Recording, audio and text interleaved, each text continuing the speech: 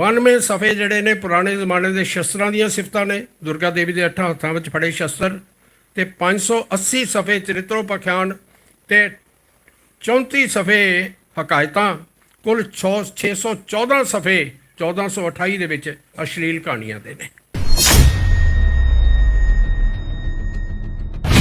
ਉਹਦੇ ਬਾਅਦ 74 ਤੋਂ 127 ਪੰਨੇ ਤੱਕ 54 ਪੰਨੇ ਜਿਹੜੇ ਨੇ 3 ਚੰਡੀ ਦੀਆਂ ਵਾਰਾਂ ਨੇ। ਦੇਖੋ, ਇਹ ਵੀ ਬੜੀ ਇੰਟਰਸਟਿੰਗ ਗੱਲ ਜੇ, ਤੁਹਾਡੀ ਨੌਲੇਜ ਵਾਸਤੇ ਤੁਹਾਨੂੰ ਪਤਾ ਹੋਣਾ ਚਾਹੀਦਾ। ਇੱਕੋ ਕਹਾਣੀ ਹੈ, ਉਹਨੂੰ 3 ਵਾਰੀ ਲਿਖਿਆ ਗਿਆ। ਮਹਾਂਕਾਲ ਨੂੰ ਪਸੀਨਾ ਆ ਗਿਆ, ਉਹਨੇ ਪੂੰਝ ਕੇ ਸਾਰਾ ਥੱਲੇ ਸੁੱਟ ਦਿੱਤਾ। ਔਰ ਮੈਨੂੰ ਇੱਕ ਗੱਲ ਦੱਸੋ ਜੀ, ਪਸੀਨਾ ਕਿਹਨੂੰ ਆਉਂਦਾ? ਜਿਹੜਾ ਦੇਹਧਾਰੀ ਹੈ। ਹੱਥ 'ਚ ਸ਼ਸਤਰ ਲੈ ਕੇ ਜੰਗ ਕੌਣ ਕਰਦਾ? ਜਿਹੜਾ ਦੇਹਧਾਰੀ ਹੈ। ਫਿਰ ਅਕਾਲ ਪੁਰਖ ਦਾ ਨਾਮ ਮਹਾਂਕਾਲ ਕਿਵੇਂ ਹੋ ਗਿਆ? ਹੁਣ ਇਸ ਵਿਚਿੱਤਰ ਨਾਟਕ ਗ੍ਰੰਥ ਦੇ ਵਿੱਚ ਕਈਆਂ ਦੀ ਪੂਜਾ ਦਾ ਵਿਧਾਨ ਹੈ। ਮੈਂ ਜਿੰਨੇ ਪ੍ਰਮਾਣ ਦਿੱਤੇ ਨੇ ਨਾਲ ਪੰਨਾ ਨੰਬਰ ਦਿੱਤਾ ਹੋਇਆ। ਅਗਰ ਕੋਈ ਪ੍ਰਮਾਣ ਝੂਠਾ ਹੋਵੇ, ਗਲਤ ਹੋਵੇ, ਮੈਂ ਹਰ ਸਜ਼ਾ ਦਾ ਭਾਗੀ ਹਾਂ।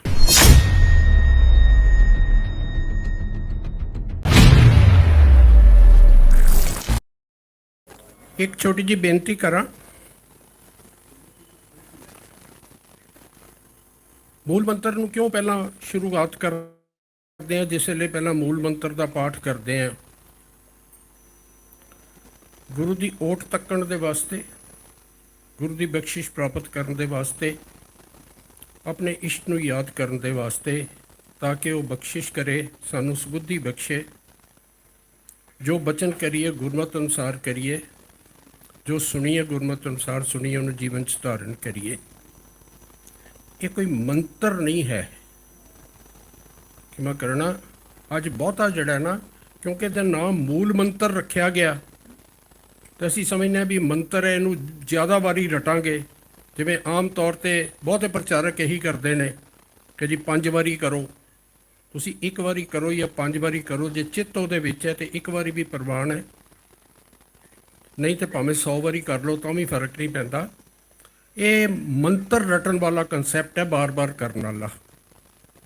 ਉਹਨੂੰ ਯਾਦ ਕਰਕੇ, ਉਹਦੀ ਬਖਸ਼ਿਸ਼ ਪ੍ਰਾਪਤ ਕਰਕੇ ਕਾਰਜ ਨੂੰ ਸ਼ੁਰੂ ਕਰੀਏ। ਉਹਦੇ ਵਾਸਤੇ ਮੂਲ ਮੰਤਰ ਨੂੰ ਮੂਲ ਮੰਤਰ ਇਸ ਕਰਕੇ ਕਹਿੰਦੇ ਆ ਕਿ ਸਾਡਾ ਮੁੱਢਲਾ ਉਪਦੇਸ਼ ਹੈ, ਜਿਹਦੇ ਉੱਤੇ ਸਾਰੀ ਗੁਰਬਾਣੀ ਦਾ ਆਧਾਰ ਹੈ, ਸਾਰੀ ਗੁਰਬਾਣੀ ਦਾ ਮਹਿਲ ਉਹਦੇ ਉੱਤੇ ਖੜਾ ਹੈ। ਇਸ ਕਰਕੇ ਇਹਨੂੰ ਮੂਲ ਮੰਤਰ ਕਹਿੰਦੇ ਆ। ਮੰਤਰ ਦਾ ਮਤਲਬ ਹੁੰਦਾ ਉਪਦੇਸ਼, ਉਪਦੇਸ਼ ਦਾ ਮਤਲਬ ਹੈ ਮੁੱਢਲਾ ਉਪਦੇਸ਼। ਮੂਲ ਮੰਤਰ ਦਾ ਮਤਲਬ ਮੁੱਢਲਾ ਉਪਦੇਸ਼, ਜਿਹਦੇ ਅਨੁਸਾਰ ਸਾਰੀ ਗੁਰਬਾਣੀ ਜਿਹੜੀ ਹੈ, ਉਹਦਾ ਤੱਤ ਸਾਰ ਜਿਹੜਾ ਹੈ, ਉਹ ਇੱਕ ਓਂਕਾਰ ਸਤਿਨਾਮ ਕਰਤਾ ਪੁਰਖ ਨਿਰਭਉ ਨਿਰਵੈਰ ਅਕਾਲ ਮੂਰਤ ਅਜੂਨੀ ਸੈਭੰ ਗੁਰ ਪ੍ਰਸਾਦ, ਇਹਦੇ ਵਿੱਚ ਆ ਜਾਂਦਾ ਹੈ। ਇੱਕ ਆਮ ਤੌਰ 'ਤੇ ਅਸੀਂ ਇਹ ਬਣਾਇਆ ਹੋਇਆ ਕਿ ਜੀ 5 ਵਾਰੀ ਮੂਲ ਮੰਤਰ ਦਾ ਪਾਠ ਕਰੋ, 5 ਵਾਰੀ ਕਰੋ ਜਾਂ 50 ਵਾਰੀ ਕਰੋ ਜਾਂ 1 ਵਾਰੀ ਕਰੋ। ਜੇ ਚਿੱਤ ਉਹਦੇ ਵਿੱਚ ਹੈ ਤੇ 1 ਵਾਰੀ ਵਿੱਚ ਵੀ ਪ੍ਰਵਾਨ ਹੈ, ਤੇ ਚਿੱਤ ਉਹਦੇ ਵਿੱਚ ਨਹੀਂ ਤੇ ਭਾਵੇਂ 500 ਵਾਰੀ ਕਰ ਲਈਏ। ਅਸੀਂ ਮੈਂ ਸਿਰਫ ਕਿਉਂ ਬੇਨਤੀ ਕਰ ਰਿਹਾ, ਕਿਉਂਕਿ ਅਸੀਂ ਮੰਤਰ ਵਾਲੇ ਕਨਸੈਪਟ ਵੱਲ ਜਾ ਰਹੇ ਹਾਂ, ਰਟਣ ਵਾਲੇ ਕਨਸੈਪਟ ਵੱਲ। ਸਾਡਾ ਰਟਣ ਵਾਲਾ ਕਨਸੈਪਟ ਨਹੀਂ ਹੈ। ਇਹ ਭਾਵਨਾਤਮਕ ਦੀਆਂ ਗੱਲਾਂ ਨੇ, ਬੜੀਆਂ ਚੰਗੀਆਂ ਲੱਗਦੀਆਂ ਨੇ। ਜਦੋਂ ਇਹਦੇ ਵਿਰੋਧ ਕੋਈ ਬੋਲਦਾ ਤਾਂ ਬੜਾ ਭੈੜਾ ਲੱਗਦਾ। ਇਸ ਵੇਲੇ ਸ਼ਾਇਦ ਕਈਆਂ ਨੂੰ ਮੇਰੇ ਬੋਲਣ 'ਤੇ ਵੀ ਤਕਲੀਫ ਹੋ ਰਹੀ ਹੋਏਗੀ ਇਸ ਗੱਲ ਦੇ, ਲੇਕਿਨ ਸੱਚਾਈ ਇਹ ਹੈ ਕਿ ਸਾਨੂੰ ਇਹ ਮੰਤਰ ਵਾਲੇ ਕਨਸੈਪਟ ਤੋਂ ਬਾਹਰ ਆਉਣਾ ਪਏਗਾ। ਆਪ ਜੀ ਨੇ ਸਾਰਿਆਂ ਨੇ ਦਸਮ ਗ੍ਰੰਥ ਬਾਰੇ ਸੁਣਿਆ, ਸਭ ਨੇ ਹੋਏਗਾ। ਕੋਈ ਸਿੱਖ ਨਹੀਂ ਐਸਾ ਹੋਣਾ ਜਿਹਨੇ ਨਾ ਸੁਣਿਆ ਹੋਵੇ। ਪਰ ਸ਼ਾਇਦ I can't reach the internet right now. Check your modem or router connections and try again. ਲੇਕਿਨ ਸ਼ਾਇਦ ਦੇਖਿਆ ਕਿਸੇ ਵਿਰਲਿਆਂ ਨਹੀਂ ਹੋਵੇ, ਬਹੁਤ ਹੀ ਵਿਰਲਿਆਂ ਨੇ। ਤੇ ਜੇ ਕਿਸੇ ਨੇ ਦੇਖਿਆ ਵੀ ਹੈ ਤੇ ਬਾਹਰੋਂ ਜਿਲਦ ਸਮੇਤ ਦੇਖਿਆ ਹੋਏਗਾ। ਅਸੀਂ ਤਾਂ ਪੂਰੇ ਗੁਰੂ ਗ੍ਰੰਥ ਸਾਹਿਬ ਜੀ ਦੇ ਦਰਸ਼ਨ ਨਹੀਂ ਕੀਤੇ, ਤੇ ਦਸਮ ਗ੍ਰੰਥ ਦੇ ਕੀ ਕੀਤਾ ਹੋਣਾ, ਕੀ ਵੇਖਿਆ ਹੋਣਾ।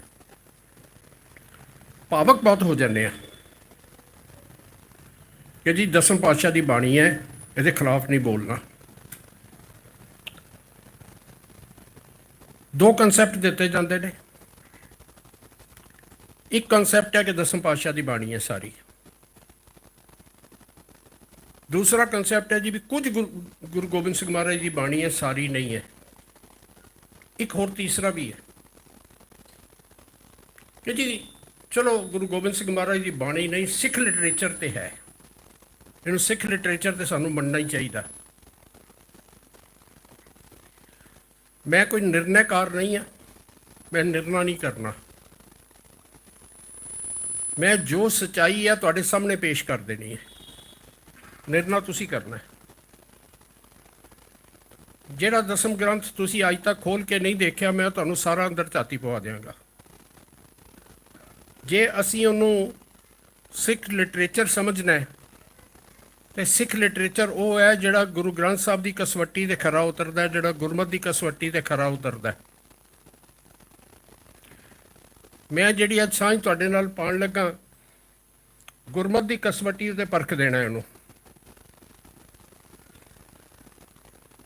एक पासे गुरमत दिखा देनी है तो जो दूजे पासे ये लिखा वो दिखा देना है। फैसला तुसी करना है। पर एक मेरी बेनती है, अज जो भी है मन च फैसला करके जाना, सिर्फ वेख के ना जाना, फैसला करके जाना। मैं इनू अखौती दसम ग्रंथ लिखा। क्यों अखौती दसम ग्रंथ लिखा? ये मैं ਇਹਦੇ ਵਿੱਚੋਂ ਹੀ ਤੁਹਾਡੇ ਸਾਹਮਣੇ ਪੇਸ਼ ਕਰਾਂਗਾ ਕਿ ਮੈਂ ਸਹੀ ਅਖੌਤੀ ਦਸਮ ਗ੍ਰੰਥ ਲਿਖਿਆ ਜਾਂ ਗਲਤ ਲਿਖਿਆ। ਇਹ ਜਿਹੜੀ ਪੇਸ਼ਕਾਰੀ ਤੁਹਾਡੇ ਸਾਹਮਣੇ ਆਏਗੀ ਉਹਦੇ ਵਿੱਚੋਂ ਹੀ ਪ੍ਰਗਟ ਹੋ ਜਾਏਗਾ। ਇੱਕ ਹੋਰ ਬੇਨਤੀ, ਮੈਂ ਦੌੜ ਨਹੀਂ ਲਗਾਣੀ, ਬੜੇ ਸਹਿਜ ਦੇ ਨਾਲ ਸਾਰੀ ਗੱਲ ਤੁਹਾਡੇ ਸਮਝਾਉਣ ਦੀ ਕੋਸ਼ਿਸ਼ ਕਰਾਂਗਾ, ਤੁਹਾਡੇ ਸਾਹਮਣੇ ਰੱਖਣ ਦੀ ਕੋਸ਼ਿਸ਼ ਕਰਾਂਗਾ। ਅਗਰ ਅੱਜ ਪੂਰਾ ਨਹੀਂ ਹੋ ਸਕੇਗਾ ਇਸ ਸੈਸ਼ਨ ਦੇ ਵਿੱਚ ਤੇ ਆਪਾਂ ਕੱਲ ਸਵੇਰ ਦੇ ਸੈਸ਼ਨ 'ਚ ਉਹਨੂੰ ਜਾਰੀ ਰੱਖਾਂਗੇ। लेकिन ਉਹਦੇ ਬਾਅਦ ਕੁਝ ਸਮਾਂ मैं ज़रूर रखांगा कि किसी ने कोई सवाल करने ने ज़रूर कर लिया जाए। सो आप जी बिल्कुल खुले मन नाल सवाल नोट कर सकते हो। सवाल विचों ना करना, नोट कर लो। जो भी तुहाडे मन के शंके होण, जिसले प्रेजेंटेशन खत्म होएगी आप जी सारे सवाल कर सकते हो। सब तो पहला मैं गुरमत के कुछ मुढ़ले सिद्धांत तुहाडे नाल साझे करना चाहुंदा। गुरमत के वो सिद्धांत जिहड़े सतगुरु साहिबान ने गुरबाणी उच्चारण करने दे वास्ते वरते। आप जी जानते हो कि 6 गुरु साहिबान ने बाणी उच्चारण की। पहले 5 गुरु साहिबान ने, गुरु नानक साहब ने, गुरु अंगद साहब ने, गुरु अमरदास साहब ने, गुरु रामदास पातशाह ने, गुरु अर्जन साहब ने। उसके बाद 6वें 7वें 8वें सतगुरु जी ने गुरबाणी उच्चारण नहीं की। फिर 9वें पातशाह ने फिर की। 10वें पातशाह ने की या नहीं की, इसका फैसला तुसीं अज करना है। मैं तो जो सच्चाई है तुहाडे सामने रख देनी है, बस इन्नी गल है, मेरी ड्यूटी इन्नी है। मैं हुणे बेनती की कि सारे श्री गुरु ग्रंथ साहब जी दे विच पहला मूल मंत्र दर्ज किया गया। ये मंगल रूप दे विच है। मंगल किनू कहने आ? जिहड़ा ये शुरू करन तो पहला आपां रल के मूल मंत्र का पाठ किया उहनूं मंगल कहने आ। आम तौर ते कोई लिखारी जिहड़ा धार्मिक कोई चीज़ लिखदा है, उहनूं लिखना शुरू करता है तो पहला उत्ते एक ओंकार लिख लैंदा है, या हिंदू वीर है तो ओम लिख लैंदा है, या वो गणेश का वो बना लैंदा है, उहनूं मंगल कहा जाता है।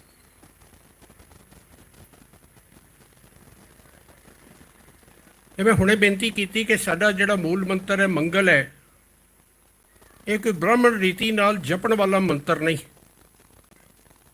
बल्कि एक गुरमत का मूल आधार है। क्योंकि गुरु ग्रंथ साहब जी दे विच अकाल पुरख नूं कई नावां नाल याद किया गया। उत्थे राम भी कहा गया, रहीम भी कहा गया, बीठल भी कहा गया, सारंगपाण भी कहा गया, बड़े बड़े नाम ने, गोबिंद, गोपाल। हुण सानू इन्हां नावां तो कोई भुलेखा ना पै जाए। जिवें कल भी बेनती की सी, आराम शब्द तो भुलेखा पाउण दी बड़ी कोशिश की जा रही है। इस मूल मंत्र नूं बार बार दर्ज किया गया गुरु ग्रंथ साहब दे विच, ਤਾਂ ਕਿ ਸਾਨੂੰ ਇਹ ਸਮਝ ਲੱਗ ਜਾਏ ਕਿ ਭਾਵੇਂ ਰਾਮ ਕਿਹਾ ਜਾ ਰਿਹਾ ਤੇ ਭਾਵੇਂ ਰਹੀਮ ਕਿਹਾ ਜਾ ਰਿਹਾ ਤੇ ਭਾਵੇਂ ਗੋਬਿੰਦ ਕਿਹਾ ਜਾ ਰਿਹਾ ਤੇ ਭਾਵੇਂ ਬੀਠਲ ਕਿਹਾ ਜਾ ਰਿਹਾ, ਜਿਹੜਾ ਮੂਲ ਮੰਤਰ ਦੇ ਗੁਣਾਂ ਤੇ ਖਰਾ ਉਤਰਦਾ ਉਹਦੀ ਗੱਲ ਹੋ ਰਹੀ ਹੈ। ਇਸ ਕਰਕੇ ਮੂਲ ਮੰਤਰ ਨੂੰ ਬਾਰ-ਬਾਰ ਦਰਜ ਕੀਤਾ ਗਿਆ। ਔਰ ਗੁਰੂ ਗ੍ਰੰਥ ਸਾਹਿਬ ਜੀ ਦੇ ਵਿੱਚ ਮੂਲ ਮੰਤਰ ਦੇ ਇਹ 5 ਰੂਪ ਆਉਂਦੇ ਨੇ। ਇੱਥੇ 4 ਪ੍ਰਗਟ ਹੋ ਰਹੇ ਨੇ ਤੁਹਾਡੇ ਸਾਹਮਣੇ। ਪਹਿਲਾਂ ਤਾਂ ਪੂਰਾ ਮੂਲ ਮੰਤਰ ਹੈ, ਇੱਕ ਓਂਕਾਰ ਸਤਨਾਮ ਕਰਤਾ ਪੁਰਖ ਨਿਰਭਉ ਨਿਰਵੈਰ ਅਕਾਲ ਮੂਰਤ ਅਜੂਨੀ ਸੈਭੰ ਗੁਰ ਪ੍ਰਸਾਦ। ਇਹ 33 ਵਾਰੀ ਆਉਂਦਾ। ਇਹ ਪੂਰਾ ਮੂਲ ਮੰਤਰ ਹੈ, 33 ਵਾਰੀ ਆਉਂਦਾ ਗੁਰੂ ਗ੍ਰੰਥ ਸਾਹਿਬ ਜੀ ਦੇ ਵਿੱਚ। ਉਹਦੇ ਬਾਅਦ ਇਹਦਾ ਸੰਖੇਪ ਰੂਪ ਹੈ ਇੱਕ ਓਂਕਾਰ ਸਤਨਾਮ ਗੁਰ ਪ੍ਰਸਾਦ, ਇਹ 2 ਵਾਰੀ ਆਉਂਦਾ। ਇੱਕ ਓਂਕਾਰ ਸਤਨਾਮ ਕਰਤਾ ਪੁਰਖ ਗੁਰ ਪ੍ਰਸਾਦ 9 ਵਾਰੀ ਆਉਂਦਾ। ਤੇ ਇੱਕ ਓਂਕਾਰ ਸਤਿਗੁਰ ਪ੍ਰਸਾਦ 524 ਵਾਰੀ ਆਉਂਦਾ। ਤੁਸੀਂ ਕਹੋਗੇ ਮੈਂ 5 ਕਹੇ ਸੀ, ਇੱਥੇ 4 ਦਿਖਾ ਰਿਹਾ। ਕੁਝ ਪੁਰਾਤਨ ਹਸਤ ਲਿਖਤ ਸਰੂਪਾਂ ਦੇ ਵਿੱਚ ਕੁਝ ਇੱਕ ਦੇ ਵਿੱਚ ਕੱਲਾ ਇੱਕ ਓਂਕਾਰ ਵੀ ਲਿਖਿਆ ਹੋਇਆ ਇੱਕ ਜਗ੍ਹਾ ਤੇ, ਲੇਕਿਨ ਉਹ ਕੁਝ ਇੱਕ ਦੇ ਵਿੱਚ ਹਸਤ ਲਿਖਤ ਦੇ ਵਿੱਚ ਮਿਲਦਾ ਹੈ। ਇਸ ਕਰਕੇ ਉਹਨੂੰ ਪ੍ਰਮਾਣਿਕ ਨਹੀਂ ਮੰਨਿਆ ਜਾਂਦਾ। ਇਸ ਕਰਕੇ ਇਹ 4 ਹੀ ਪ੍ਰਮਾਣਿਕ ਮੰਨੇ ਜਾਂਦੇ ਨੇ। ਹੁਣ ਇਹ ਮੂਲ ਮੰਤਰ ਇਸ ਕਰਕੇ ਬਾਰ-ਬਾਰ ਦਰਜ ਕੀਤਾ ਗਿਆ ਕਿ ਭਾਵੇਂ ਗੱਲ ਉੱਥੇ ਗੋਬਿੰਦ ਦੀ ਹੋ ਰਹੀ ਹੈ, ਭਾਵੇਂ ਗੋਪਾਲ ਦੀ ਹੋ ਰਹੀ ਹੈ, ਭਾਵੇਂ ਹਰੀ ਦੀ ਹੋ ਰਹੀ ਹੈ ਜਾਂ ਕੋਈ ਹੋਰ ਨਾਂ ਲਿਆ ਜਾ ਰਿਹਾ, ਸਾਨੂੰ ਇਹ ਪਤਾ ਹੋਵੇ ਕਿ ਇੱਕ ਅਕਾਲ ਪੁਰਖ ਦੀ ਗੱਲ ਹੋ ਰਹੀ ਹੈ, ਉਹਦਾ ਹੀ ਨਾਂ ਰੱਖਿਆ ਹੋਇਆ। ਅਸੀਂ ਵੇਖਿਆ ਕਿ ਉਹ ਧਰਤੀ ਦਾ ਸਹਾਰਾ ਹੈ। ਗੋ ਲਫ਼ਜ਼ ਆਉਂਦਾ ਧਰਤੀ ਵਾਸਤੇ ਤੇ ਉਹਨੂੰ ਪਾਲਣ ਵਾਲਾ ਗੋਪਾਲ ਨਾਂ ਰੱਖ ਲਿਆ। ਅਸੀਂ ਨਾਂ ਰੱਖੇ ਨੇ। ਅਸੀਂ ਵੇਖਿਆ ਉਹ ਸਾਰੀ ਧਰਤੀ ਦਾ ਸਹਾਰਾ ਉਹ ਹੈ। ਅਸੀਂ ਗੋ ਧਰਤੀ ਵਾਸਤੇ ਆਉਂਦਾ, ਬਿੰਦ ਆਉਂਦਾ ਸਹਾਰੇ ਵਾਸਤੇ, ਅਸੀਂ ਉਹਦਾ ਨਾਂ ਗੋਬਿੰਦ ਰੱਖ ਲਿਆ। ਇਹ ਨਾਂ ਅਸੀਂ ਰੱਖੇ ਨੇ ਉਹਦੇ ਗੁਣ ਵੇਖ ਵੇਖ ਕੇ। ਹੁਣ ਸਾਰੇ ਬਚਿੱਤਰ ਨਾਟਕ ਗ੍ਰੰਥ ਦੇ ਵਿੱਚ ਪੂਰਾ ਮੂਲ ਮੰਤਰ ਇੱਕ ਵਾਰੀ ਵੀ ਨਹੀਂ ਆਉਂਦਾ।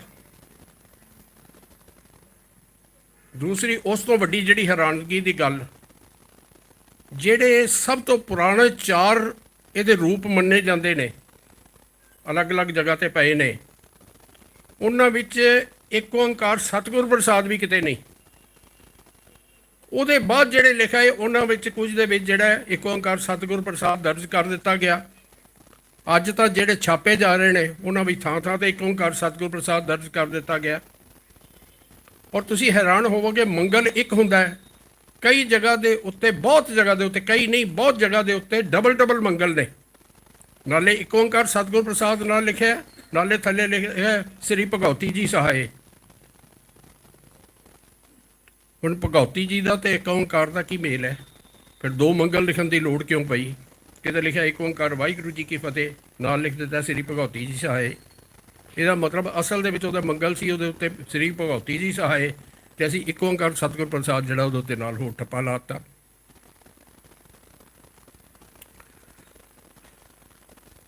ਅੱਜ ਜਿਹੜੇ ਗੁਟਕੇ ਛਾਪੇ ਜਾ ਰਹੇ ਨੇ ਉਹਨਾਂ ਵਿੱਚ ਇੱਕ ਓਂਕਾਰ ਸਤਿਗੁਰ ਪ੍ਰਸਾਦ ਖਾਸ ਤੌਰ ਤੇ ਛਾਪਿਆ ਜਾ ਰਿਹਾ। ਜਿਹੜੀਆਂ ਇਹਦੀਆਂ ਨਵੀਆਂ ਜਿਲਦਾਂ ਛਾਪੀਆਂ ਜਾ ਰਹੀਆਂ ਨੇ ਪੂਰੇ ਸਰੂਪ ਦੀਆਂ, ਉਹਦੇ ਵਿੱਚ ਵੀ ਇੱਕ ਓਂਕਾਰ ਸਤਿਗੁਰ ਪ੍ਰਸਾਦ ਖਾਸ ਤੌਰ ਤੇ ਛਾਪਿਆ ਜਾ ਰਿਹਾ। ਉਹ ਅੱਜ ਪਾਇਆ ਜਾ ਰਿਹਾ ਉਹਦਾ ਰੂਪ ਬਦਲਣ ਦੇ ਵਾਸਤੇ, ਭੁਲੇਖਾ ਪਾਉਣ ਦੇ ਵਾਸਤੇ। ਇੱਥੋਂ ਇੱਕ ਗੱਲ ਤੇ ਸਪਸ਼ਟ ਹੈ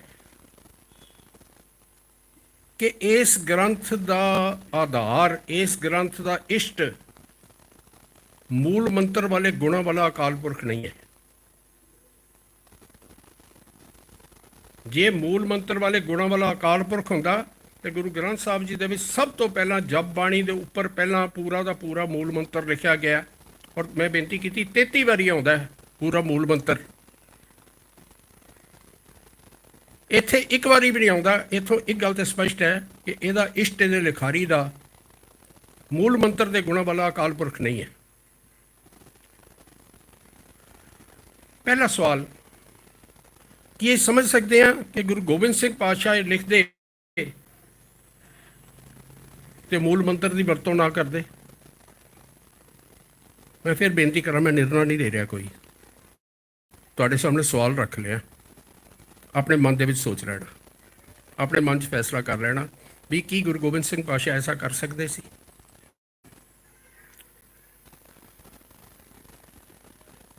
ਹੁਣ ਮੈਂ ਇੱਕ ਬੇਨਤੀ ਕੀਤੀ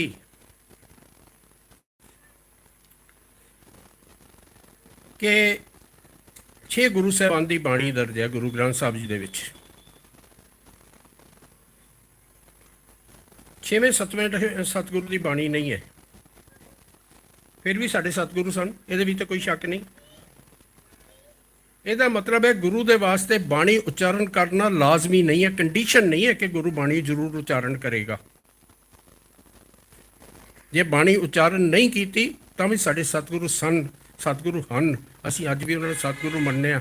ਓਨਾ ਹੀ ਸਤਿਕਾਰ ਦਿੰਦੇ ਹਾਂ ਜਿਹੜਾ ਗੁਰੂ ਨਾਨਕ ਸਾਹਿਬ ਨੂੰ ਦਿੰਦੇ ਹਾਂ, ਓਨਾ ਹੀ ਸਤਿਕਾਰ ਦਿੰਦੇ ਹਾਂ ਜਿੰਨਾ ਗੁਰੂ ਗੋਬਿੰਦ ਸਿੰਘ ਮਹਾਰਾਜ ਨੂੰ ਦਿੰਦੇ ਹਾਂ। ਸਾਡੇ ਵਾਸਤੇ ਕੋਈ ਫਰਕ ਨਹੀਂ, ਸਾਰੇ ਗੁਰੂ ਇੱਕ ਰੂਪ ਨੇ, ਇੱਕ ਜੋਤ ਨੇ।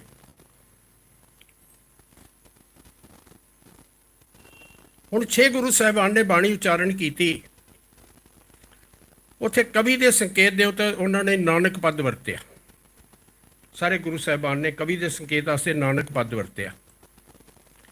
ਨਾਨਕ ਪਦ ਕਿਉਂ ਵਰਤਿਆ, ਇਹਦਾ ਜਵਾਬ ਵੀ ਗੁਰੂ ਗ੍ਰੰਥ ਸਾਹਿਬ ਜੀ ਦੇ ਵਿੱਚੋਂ ਮਿਲਦਾ ਹੈ। ਭਾਈ ਸੱਤਾ ਜੀ ਤੇ ਬਲਵੰਡ ਦੀ ਜਿਹੜੀ ਰਾਮਕਲੀ ਕੀ ਵਾਰ ਹੈ, ਰਾਮਕਲੀ ਕੀ ਵਾਰ ਰਾਏ ਬਲਵੰਡ ਤਥਾ ਸੱਤੈ ਡੂਮ ਆਖੀ, ਗੁਰੂ ਗ੍ਰੰਥ ਸਾਹਿਬ ਜੀ ਦੇ ਵਿੱਚ ਹੈ, ਰਾਮਕਲੀ ਰਾਗ ਦੇ ਵਿੱਚ। ਉਹਦੇ ਵਿੱਚ ਭਾਈ ਬਲਵੰਡ ਜੀ ਨੇ ਸ਼ੁਰੂ ਦੇ ਵਿੱਚ ਇੱਕ ਬੜੀ ਕੀਮਤੀ ਗੱਲ ਸਾਨੂੰ ਸਮਝਾਤੀ, ਔਰ ਮੈਂ ਬੇਨਤੀ ਕਰਾਂ ਉਸ ਵਾਰ ਨੂੰ ਗੁਰੂ ਗ੍ਰੰਥ ਸਾਹਿਬ 'ਚ ਇਸ ਕਰਕੇ ਪਾਇਆ ਗਿਆ ਕਿਉਂਕਿ ਬਹੁਤ ਸਾਰੇ ਸਿਧਾਂਤ ਸਾਨੂੰ ਦ੍ਰਿੜ ਕਰਾਉਂਦੀ ਹੈ। ਗੁਰੂ ਪਾਤਸ਼ਾਹ ਨੇ ਕੋਈ ਬਾਣੀ, ਕੋਈ ਰਚਨਾ ਕਿਸੇ ਨੂੰ ਪ੍ਰਸੰਨ ਕਰਨ ਲਈ ਨਹੀਂ ਪਾਈ ਗੁਰੂ ਗ੍ਰੰਥ ਸਾਹਿਬ ਜੀ ਦੇ ਵਿੱਚ। ਹੁਣ ਸਾਡਾ ਇਤਿਹਾਸ ਹੈ ਕਿ ਕੁਝ ਕਵੀ ਲੋਕ ਹੋਰ ਚਾਹੁੰਦੇ ਸਨ ਕਿ ਸਾਡੀ ਰਚਨਾ ਵੀ ਵਿੱਚ ਆਵੇ, ਉਹਨਾਂ ਨੇ ਸਰਕਾਰੀ ਦਬਾਅ ਵੀ ਪਾਇਆ। ਮੈਂ ਉਸ ਵਿਸ਼ੇ 'ਚ ਨਹੀਂ ਜਾਣਾ ਕਿਉਂਕਿ ਮੈਂ ਆਪਣੇ ਵਿਸ਼ੇ ਤੋਂ ਬਾਹਰ ਚਲਾ ਜਾਵਾਂਗਾ, ਲੇਕਿਨ ਸੰਕੇਤਕ ਦੱਸਣਾ ਬੜਾ ਜ਼ਰੂਰੀ ਹੈ। ਗੁਰੂ ਅਰਜਨ ਸਾਹਿਬ ਨੇ ਇਨਕਾਰ ਕਰ ਦਿੱਤਾ ਇਹ ਗੁਰੂ ਨਾਨਕ ਦੀ ਇਲਾਹੀ ਬਾਣੀ ਦਾ ਸਥਾਨ ਹੈ, ਇੱਥੇ ਜਿਹੜੇ ਗੁਰੂ ਨਾਨਕ ਦੀ ਕਸਵੱਟੀ 'ਤੇ ਖਰਾ ਉਤਰਦਾ ਉਹਦੀ ਬਾਣੀ ਦਰਜ ਕੀਤੀ ਜਾਏਗੀ, ਦੂਜੇ ਦੀ ਨਹੀਂ। ਔਰ ਗੁਰੂ ਅਰਜਨ ਸਾਹਿਬ ਨੂੰ ਸ਼ਹੀਦ ਕਰਾਉਣ ਵਾਲਿਆਂ ਦੇ ਵਿੱਚ ਉਹਨਾਂ ਦਾ ਬੜਾ ਵੱਡਾ ਰੋਲ ਸੀ, ਜਿਹੜੇ ਇਸ ਗੱਲ ਤੋਂ ਪਰੇਸ਼ਾਨ ਸਨ, ਦੁਖੀ ਸਨ ਕਿ ਸਾਡੀ ਰਚਨਾ ਵਿੱਚ ਨਹੀਂ ਪਾਈ, ਲੇਕਿਨ ਸਤਿਗੁਰੂ ਨੇ ਕੋਈ ਕੰਪਰੋਮਾਈਜ਼ ਨਹੀਂ ਕੀਤਾ। ਭਾਈ ਸੱਤਾ ਜੀ ਬਲਵੰਡ ਜੀ ਦੀ ਇਹ ਰਾਮਕਲੀ ਕੀ ਵਾਰ ਅਗਰ ਗੁਰੂ ਗ੍ਰੰਥ ਸਾਹਿਬ 'ਚ ਪਾਈ ਹੈ ਤੇ ਬਹੁਤ ਸਾਰੇ ਸਿਧਾਂਤ ਸਾਨੂੰ ਦ੍ਰਿੜ ਕਰਾਉਂਦੀ ਹੈ, ਇਸ ਕਰਕੇ ਪਾਈ ਹੈ। ਜਾਇਆ ਕਰੋ, ਬੜਾ ਇੰਜੋਏ ਕਰੋਗੇ, ਬੜਾ ਅੱਛਾ ਲੱਗੇਗਾ, ਸਮਝ ਵੀ ਲੱਗੇਗੀ।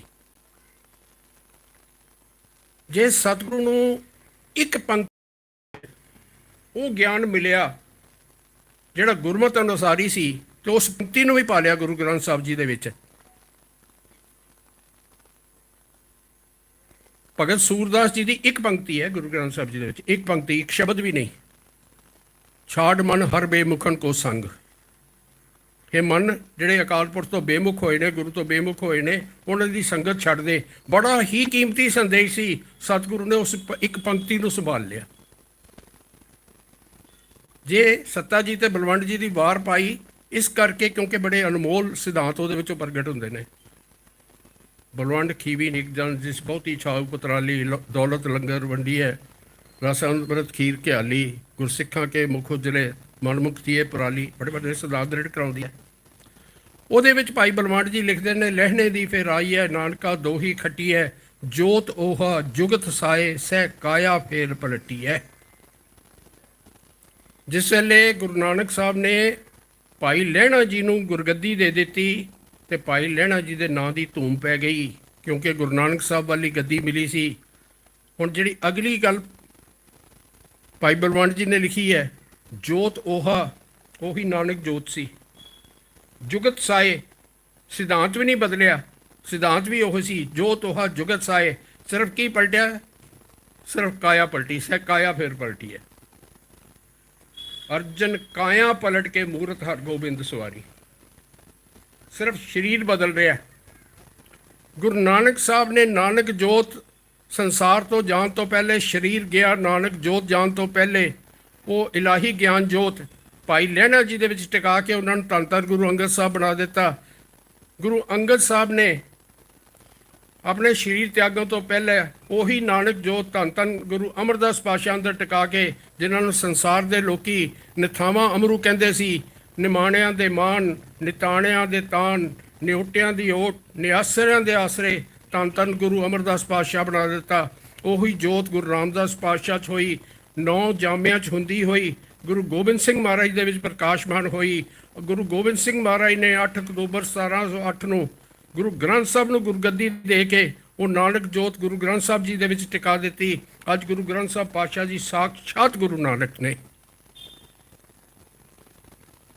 ਸਾਡੀ ਅੱਖ ਵੇਖਣ ਵਾਲੀ ਹੈ ਕਿ ਨਹੀਂ, ਇਹੀ ਫਰਕ ਹੈ ਬਸ। ਤੇ ਗੁਰੂ ਨਾਨਕ ਪਾਤਸ਼ਾਹ ਪ੍ਰਕਾਸ਼ਮਾਨ ਨੇ। ਮੈਂ ਸਿਰਫ ਇੱਕ ਸਵਾਲ ਪੁੱਛਣਾ ਚਾਹੁੰਦਾ, ਮੈਨੂੰ ਜਵਾਬ ਨਹੀਂ ਦੇਣਾ, ਆਪਣੇ ਕੋਲ ਜਵਾਬ ਲੱਭ ਲੈਣਾ। 9ਵੇਂ ਪਾਤਸ਼ਾਹ ਤੱਕ ਇੱਕ ਮਰਿਆਦਾ ਚਲਦੀ ਆਈ ਕਿ ਬਾਣੀ ਉਚਾਰਨ ਕਰਨੀ ਹੈ ਤੇ ਨਾਨਕ ਪਦ ਵਰਨਾ ਕਵੀ ਦੇ ਤੌਰ ਤੇ। ਕੀ ਗੁਰੂ ਗੋਬਿੰਦ ਸਿੰਘ ਪਾਤਸ਼ਾਹ ਨਾਨਕ ਜੋਤ ਨਹੀਂ ਸਨ? ਇਹ ਕਿਵੇਂ ਹੋ ਸਕਦਾ ਹੈ ਕਿ ਉਹ ਬਾਣੀ ਉਚਾਰਨ ਕਰਦੇ ਤੇ ਨਾਨਕ ਪਦ ਨਾ ਵਰਤੇ?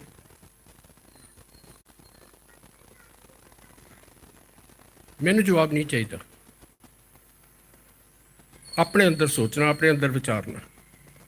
ਮੈਂ ਕੋਈ ਪ੍ਰੀਖਿਆ ਨਹੀਂ ਲੈ ਰਿਹਾ। ਮੈਂ ਤੇ ਜੋ ਸੱਚਾਈ ਹੈ ਤੁਹਾਡੇ ਅੱਗੇ ਪੇਸ਼ ਕਰ ਰਿਹਾ, ਡਿਟੇਲਸ ਖੁੱਲ੍ਹ ਕੇ ਸਮਝਾ ਕੇ ਪੇਸ਼ ਕਰ ਰਿਹਾ।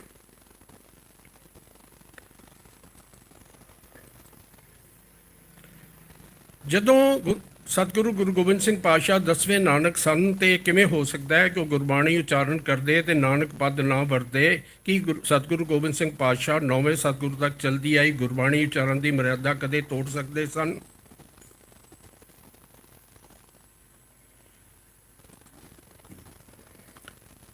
ਹੁਣ ਕਿਉਂਕਿ ਸਾਰੇ ਸਤਿਗੁਰੂ ਸਾਹਿਬਾਨ ਨੇ ਨਾਨਕ ਪਦ ਦੀ ਵਰਤੋਂ ਕੀਤੀ ਕਵੀ ਦੇ ਸੰਕੇਤ ਤੇ, ਸਾਨੂੰ ਇਹ ਪਤਾ ਲੱਗਿਆ ਕਿ ਕਿਹੜੇ ਜਾਮੇ 'ਚ ਬਾਣੀ ਉਚਾਰਨ ਕੀਤੀ ਹੈ।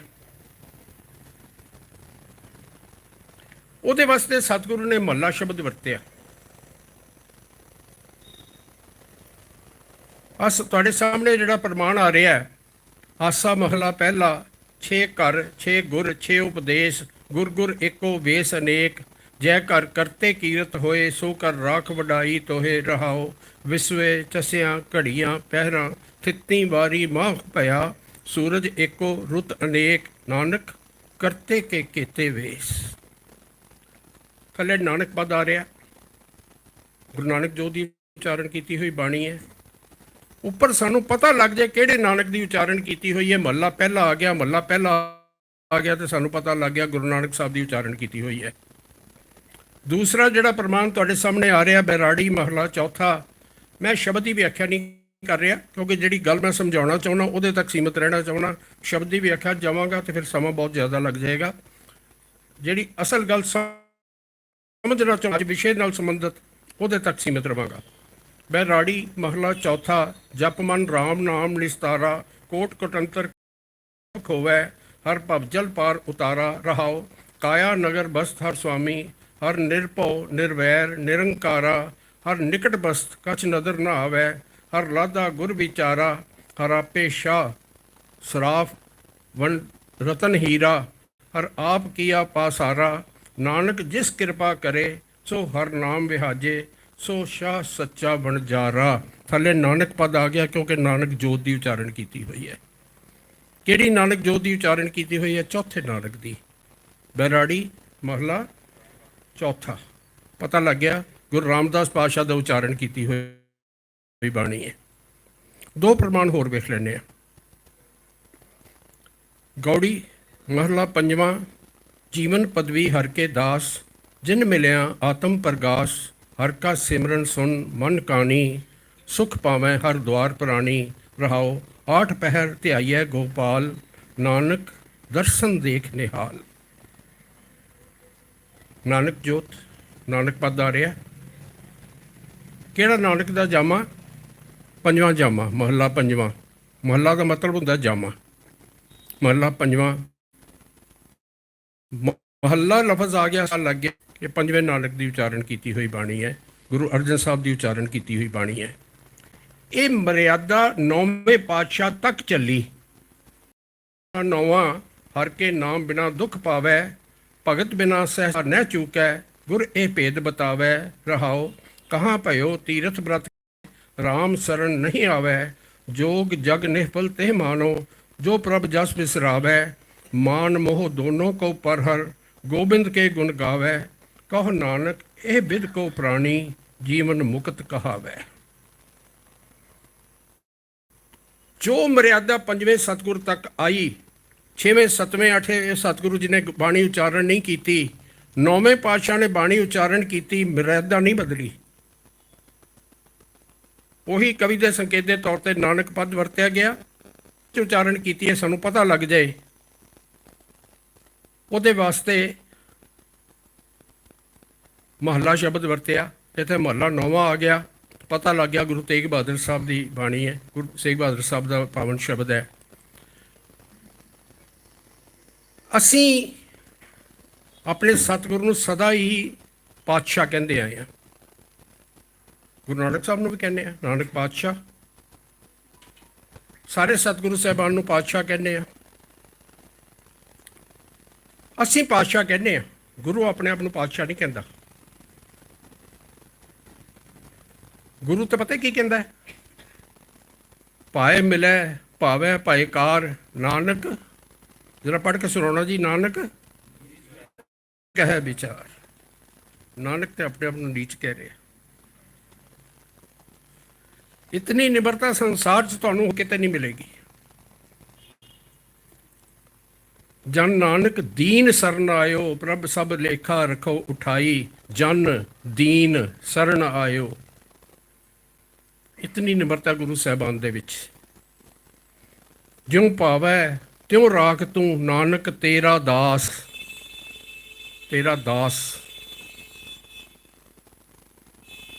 नानक गरीब बंदा जन तेरा। पंजवें पातशाह लिख रहे हैं नानक गरीब बंदा जन तेरा। सारे गुरु साहिबान ने अपने आप को इतनी निमरता दे विच पेश किया ते गुरु गोबिंद सिंह पातशाह ने अपने आप को पातशाह 10वीं लिख दिता। वो मर्यादा भी तोड़ दी जिहड़ी 9वें पातशाह तक चलती आई कि महला लिखना है। वो मर्यादा भी तोड़ दी तो अपने आप को पातशाह डिक्लेयर कर दिता। फैसला तुसी कर लेना।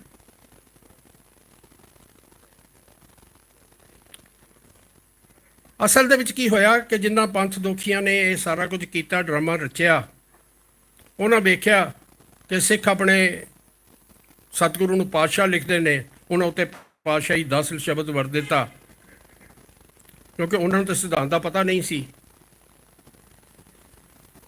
भुलेखा पाउण का ही काम सी। उन्हें पातशाही 10 लिख दिता।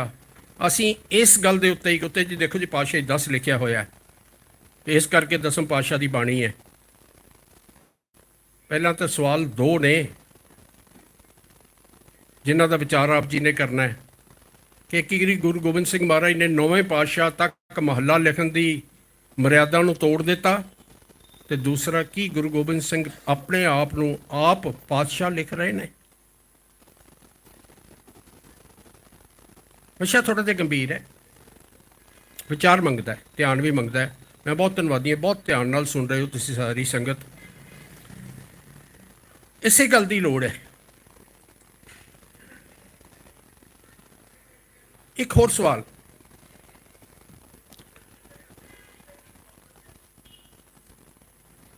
जिहड़ा गुरु ग्रंथ साहब जी का मौजूदा स्वरूप है, यदी संपादना गुरु गोबिंद सिंह पातशाह ने आप कराई 1705-6 ईस्वी दे विच दमदमा साहब के स्थान पर। यह संपादना दोबारा क्यों करानी पई? क्योंकि गुरु तेग 6वें 7वें 8वें सतगुरु जी ने बाणी उच्चारण नहीं की। उस बार 9वें सतगुरु तेग बहादुर साहब ने 115 शब्द उच्चारण किए। यह भी हो सकता सी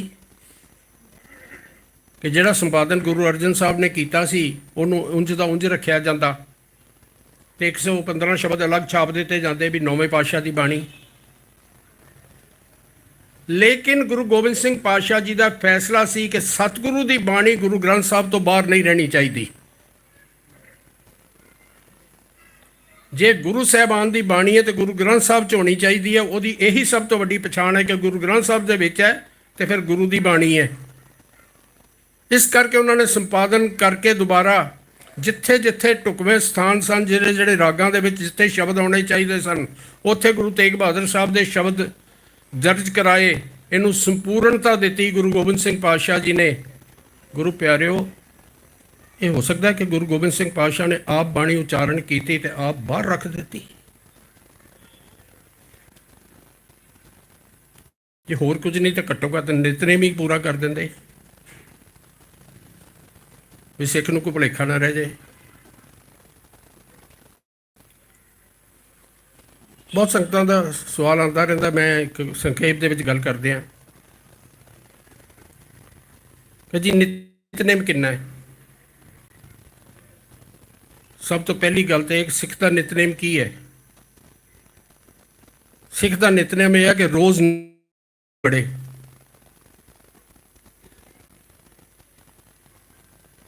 ਰੋਜ਼ ਨੇਮ ਨਾਲ ਗੁਰਬਾਣੀ ਪੜ੍ਹਨੀ ਹੀ ਸਿੱਖ ਦਾ ਨੇਮ ਹੈ। ਗਿਣਤੀਆਂ ਨਹੀਂ ਕਿ ਕਿੰਨੇ ਬਾਣੀ ਪੜ੍ਹੀ ਹੈ, ਕਿੰਨੇ ਨੰਬਰ ਕਿੰਨਾ ਪੜ੍ਹਿਆ।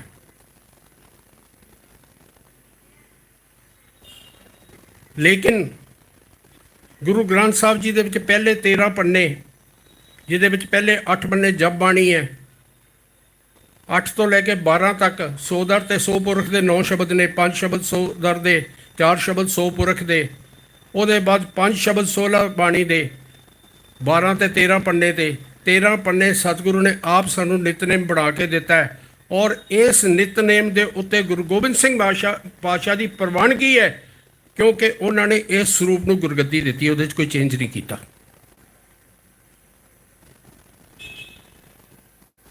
ਉਹ ਚਾਹੁੰਦੇ ਚੇਂਜ ਕਰ ਸਕਦੇ ਸੀ, 13 ਦੇ 20 ਪੰਨੇ ਬਣ ਜਾਂਦੇ, ਜਿਹੜੀਆਂ ਇੱਕ ਦੋ ਰਚਨਾ ਹੋਰ ਪਾਉਣੀਆਂ ਸੀ 20 ਨਹੀਂ 25 ਬਣ ਜਾਂਦੇ, 30 ਬਣ ਜਾਂਦੇ, ਤਾਂ ਕੀ ਫਰਕ ਪੈਣਾ ਸੀ। ਅਗਰ ਉਹਨਾਂ ਨੇ ਚੇਂਜ ਨਹੀਂ ਕੀਤਾ ਤੇ ਅਸੀਂ ਆਪਣੇ ਕੋਲ ਅਧਿਕਾਰ ਲੈ ਲਿਆ ਆਪ ਹੀ ਕਿ ਅਸੀਂ ਉਹਨੂੰ ਚੇਂਜ ਕਰ ਦਈਏ।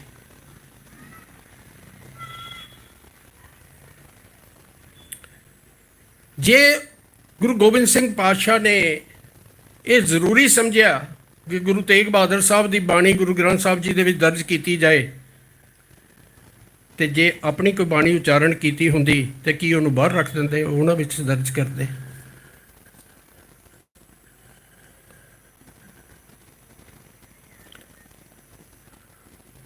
ਮੈਂ ਕੋਈ ਸਵਾਲ ਦਾ ਜਵਾਬ ਨਹੀਂ ਦੇ ਰਿਹਾ, ਸਿਰਫ ਤੁਹਾਡੇ ਅੱਗੇ ਸਵਾਲ ਰੱਖ ਰਿਹਾ। ਜਵਾਬ ਤੁਸੀਂ ਆਪਣੇ ਆਪ ਨੂੰ ਦੇਣਾ ਹੈ।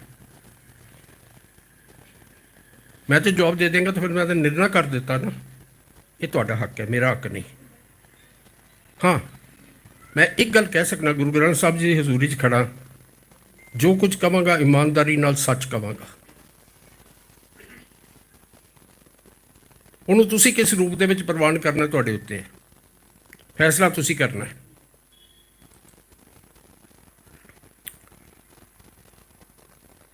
ਸਭ ਤੋਂ ਵੱਡੀ ਗੱਲ ਹੈ, ਗੁਰੂ ਗ੍ਰੰਥ ਸਾਹਿਬ ਜੀ ਦੇ ਵਿੱਚ 35 ਸ਼ਖਸੀਅਤਾਂ ਦੀ ਬਾਣੀ ਹੈ, ਲੇਕਿਨ ਸਾਰੀ ਬਾਣੀ ਭਾਵੇਂ 6 ਗੁਰੂ ਸਾਹਿਬਾਨ ਦੀ ਹੈ, ਭਾਵੇਂ 15 ਭਗਤ ਸਾਹਿਬਾਨ ਦੀ ਹੈ, ਭਾਵੇਂ 11 ਭੱਟ ਸਾਹਿਬਾਨ ਦੀ ਹੈ, ਭਾਵੇਂ 3 ਗੁਰਸਿੱਖਾਂ ਦੀ ਹੈ, ਸਾਰੀ ਬਾਣੀ ਅਕਾਲ ਪੁਰਖ ਦੀ ਸਿਫਤ ਸਲਾਹ ਦੀ ਬਾਣੀ ਹੈ। ਗੁਰਬਾਣੀ ਦੇ ਵਿੱਚ ਦੋ ਹੀ ਚੀਜ਼ਾਂ ਨੇ, ਦੋ ਸਿਰਫ, ਇੱਕ ਅਕਾਲ ਪੁਰਖ ਦੀ ਸਿਫਤ ਸਲਾਹ ਤੇ ਇੱਕ ਆਮ ਮਨੁੱਖੀ ਜੀਵਨ ਦੇ ਵਾਸਤੇ ਜੀਵਨ ਜਾਂਚ, ਤੇ ਕਿਹੋ ਜਿਹਾ ਜੀਵਨ ਜੀਣਾ, ਬਸ। ਤੀਜੀ ਚੀਜ਼ ਕੋਈ ਨਹੀਂ।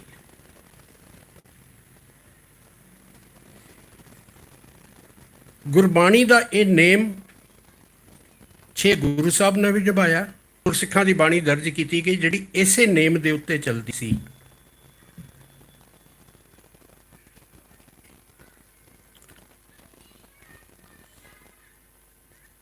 ਗੁਰੂ ਗ੍ਰੰਥ ਸਾਹਿਬ 'ਚ ਕੀ ਲਿਖਿਆ ਹੈ, ਇਹ ਚੈਪਟਰ ਵਾਈਜ਼ ਨਹੀਂ ਦੱਸਿਆ ਜਾ ਸਕਦਾ।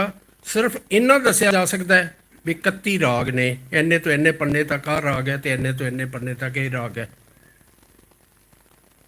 ਹੁਣ ਮੈਂ ਤੁਹਾਨੂੰ ਉਹ ਦਿਖਾਵਾਂ ਕਿ ਇਸ ਬਚਿੱਤਰ ਨਾਟਕ ਗ੍ਰੰਥ ਵਿੱਚ ਕੀ ਲਿਖਿਆ। ਸਾਨੂੰ ਪਤਾ ਤੇ ਹੋਣਾ ਚਾਹੀਦਾ ਨਾ। ਪਹਿਲਾਂ 1 ਤੋਂ 38 ਪੰਨਾ ਜਾਪ ਸਵਈਏ ਤੇ ਅਕਾਲ ਉਸਤਤ ਹੈ। ਉਹਦੇ ਬਾਅਦ 39 ਪੰਨੇ ਤੋਂ ਲੈ ਕੇ 73 ਪੰਨੇ ਤੱਕ 35 ਪੰਨੇ ਜਿਹੜੇ ਨੇ 35 ਸਫੇ ਜਿਹੜੇ ਨੇ ਬਚਿੱਤਰ ਨਾਟਕ ਭਾਗ ਹੈ। ਹੁਣ ਕਹਿਣ ਨੂੰ ਤਾਂ ਗੁਰੂ ਗੋਬਿੰਦ ਸਿੰਘ ਮਹਾਰਾਜ ਦੀ ਸਵੈ ਜੀਵਨੀ ਹੈ, ਪਰ ਜਿਸਲੇ ਤੁਸੀਂ ਪੜ੍ਹੋ ਆਪ, ਮੈਂ ਬੇਨਤੀ ਕਰਾਂਗਾ ਪੜ੍ਹੋ, ਆਪ ਤੁਹਾਨੂੰ ਸੱਚਾਈ ਪਤਾ ਲੱਗੇ। ਜੇ ਤੁਸੀਂ ਆਪ ਪੜ੍ਹੋ ਤੇ ਅੱਧੇ ਤੋਂ ਜ਼ਿਆਦਾ ਮਿਥਿਹਾਸਕ ਗਪੌੜਾ ਨੇ ਉਹਦੇ ਵਿੱਚ। ਸਾਰਾ ਸਟ੍ਰੈਸ ਜਿਹੜਾ ਇਸ ਗੱਲ ਦੇ ਉੱਤੇ ਜੋੜਨ ਦੇ ਉੱਤੇ ਹੈ ਕਿ ਅਸੀਂ ਲਵ ਤੇ ਕੁਸ਼ ਦੀ ਸੰਤਾਨ ਆ। ਗੁਰੂ ਰਾਮਚੰਦਰ ਸਾਨੂੰ ਰਾਮਚੰਦਰ ਜੀ ਦੇ ਨਾਲ ਜੋੜਨ ਵਾਸਤੇ ਜਿਹੜਾ ਹੈ ਉਹ ਸਾਰਾ ਬਣਾਇਆ ਗਿਆ। ਉਹਦੇ ਬਾਅਦ ਦੂਜੇ ਹਿੱਸੇ ਵਿੱਚ ਕੁਝ ਜੰਗਾਂ ਯੁੱਧਾਂ ਦਾ ਵੇਰਵਾ ਹੈ। ਉਹਦੇ ਬਾਅਦ 74 ਤੋਂ 127 ਪੰਨੇ ਤੱਕ 54 ਪੰਨੇ ਜਿਹੜੇ ਨੇ 3 ਚੰਡੀ ਦੀਆਂ ਵਾਰਾਂ ਨੇ। ਦੇਖੋ ਇਹ ਵੀ ਬੜੀ ਇੰਟਰਸਟਿੰਗ ਗੱਲ ਜੇ, ਤੁਹਾਡੀ ਨੌਲੇਜ ਵਾਸਤੇ ਤੁਹਾਨੂੰ ਪਤਾ ਹੋਣਾ ਚਾਹੀਦਾ ਹੈ। ਇੱਕੋ ਕਹਾਣੀ ਹੈ, ਇੱਕੋ ਕਹਾਣੀ, ਉਹਨੂੰ 3 ਵਾਰੀ ਲਿਖਿਆ ਗਿਆ, ਲੇਕਿਨ ਉਹਦਾ ਵਿਸਥਾਰ ਦੇ ਵਿੱਚ ਬੜਾ ਫਰਕ ਹੈ। ਸਭ ਤੋਂ ਪਹਿਲਾਂ ਚੰਡੀ ਚਰਿਤਰ ਉਕਤ ਬਿਲਾਸ, ਉਹਦੇ 233 ਬੰਦ ਨੇ। ਉਹਦੇ ਬਾਅਦ ਚੰਡੀ ਚਰਿਤਰ 2 ਅਸੀਂ ਜਿਹਨੂੰ ਲਿਖ ਦਿੰਦੇ ਹਾਂ, ਉੱਥੇ ਉਹਦੇ ਕੋਈ ਨਾਂ ਨਹੀਂ ਲਿਖਿਆ ਹੋਇਆ, ਨਾ ਤਤਕਰੇ ਦੇ ਵਿੱਚ ਤੇ ਨਾ ਉੱਥੇ ਹੈਡਿੰਗ ਹੈ। ਉਹਦੇ 262 ਬੰਦ ਨੇ। ਉਹਦੇ ਬਾਅਦ ਜਿਹਨੂੰ ਅੱਜ ਭਗਉਤੀ ਕੀ ਵਾਰ ਕਿਹਾ ਜਾ ਰਿਹਾ, ਜਿਹਦਾ ਓਰੀਜਨਲ ਨਾਮ ਦੁਰਗਾ ਕੀ ਵਾਰ ਸੀ, ਉਹਨੂੰ ਬਦਲ ਕੇ ਭਗਉਤੀ ਕੀ ਵਾਰ ਕਰ ਦਿੱਤਾ ਗਿਆ। ਉਹਦੇ 55 ਬੰਦ ਨੇ। ਇੱਕੋ ਕਹਾਣੀ ਹੈ। ਤੁਸੀਂ ਹੈਰਾਨ ਹੋਵੋਗੇ ਕਿ ਇੱਕੋ ਕਹਾਣੀ ਇੰਨਾ ਫਰਕ ਕਿਵੇਂ ਹੈ। ਫਰਕ ਸਿਰਫ ਇਹ ਹੈ, ਕਿਤੇ ਮਹਿਖਾਸੁਰ ਨੂੰ 4 ਬੰਦਾਂ 'ਚ ਮਾਰ ਦਿੱਤਾ ਤੇ ਕਿਤੇ 19 'ਚ ਮਾਰਤਾ, ਜੰਗ ਦਾ ਵਿਸਥਾਰ ਦਿਖਾਤਾ। ਉਹਦੇ ਬਾਅਦ ਚੰਡ ਮੁੰਡ ਨੂੰ ਕਿਤੇ ਜਿਹੜਾ ਉਹ 10 ਬੰਦਾਂ 'ਚ ਮਾਰਤਾ ਤੇ ਕਿਤੇ 50 ਬੰਦਾਂ 'ਚ ਮਾਰਤਾ। ਜਿੰਨਿਆਂ ਦੀ ਵੀ ਜੰਗ ਹੈ, ਜੰਗ ਦਾ ਵਰਣਨ ਵਧਾ ਕੇ ਘਟਾ ਕੇ ਕਹਾਣੀ ਇੱਕੋ ਹੈ।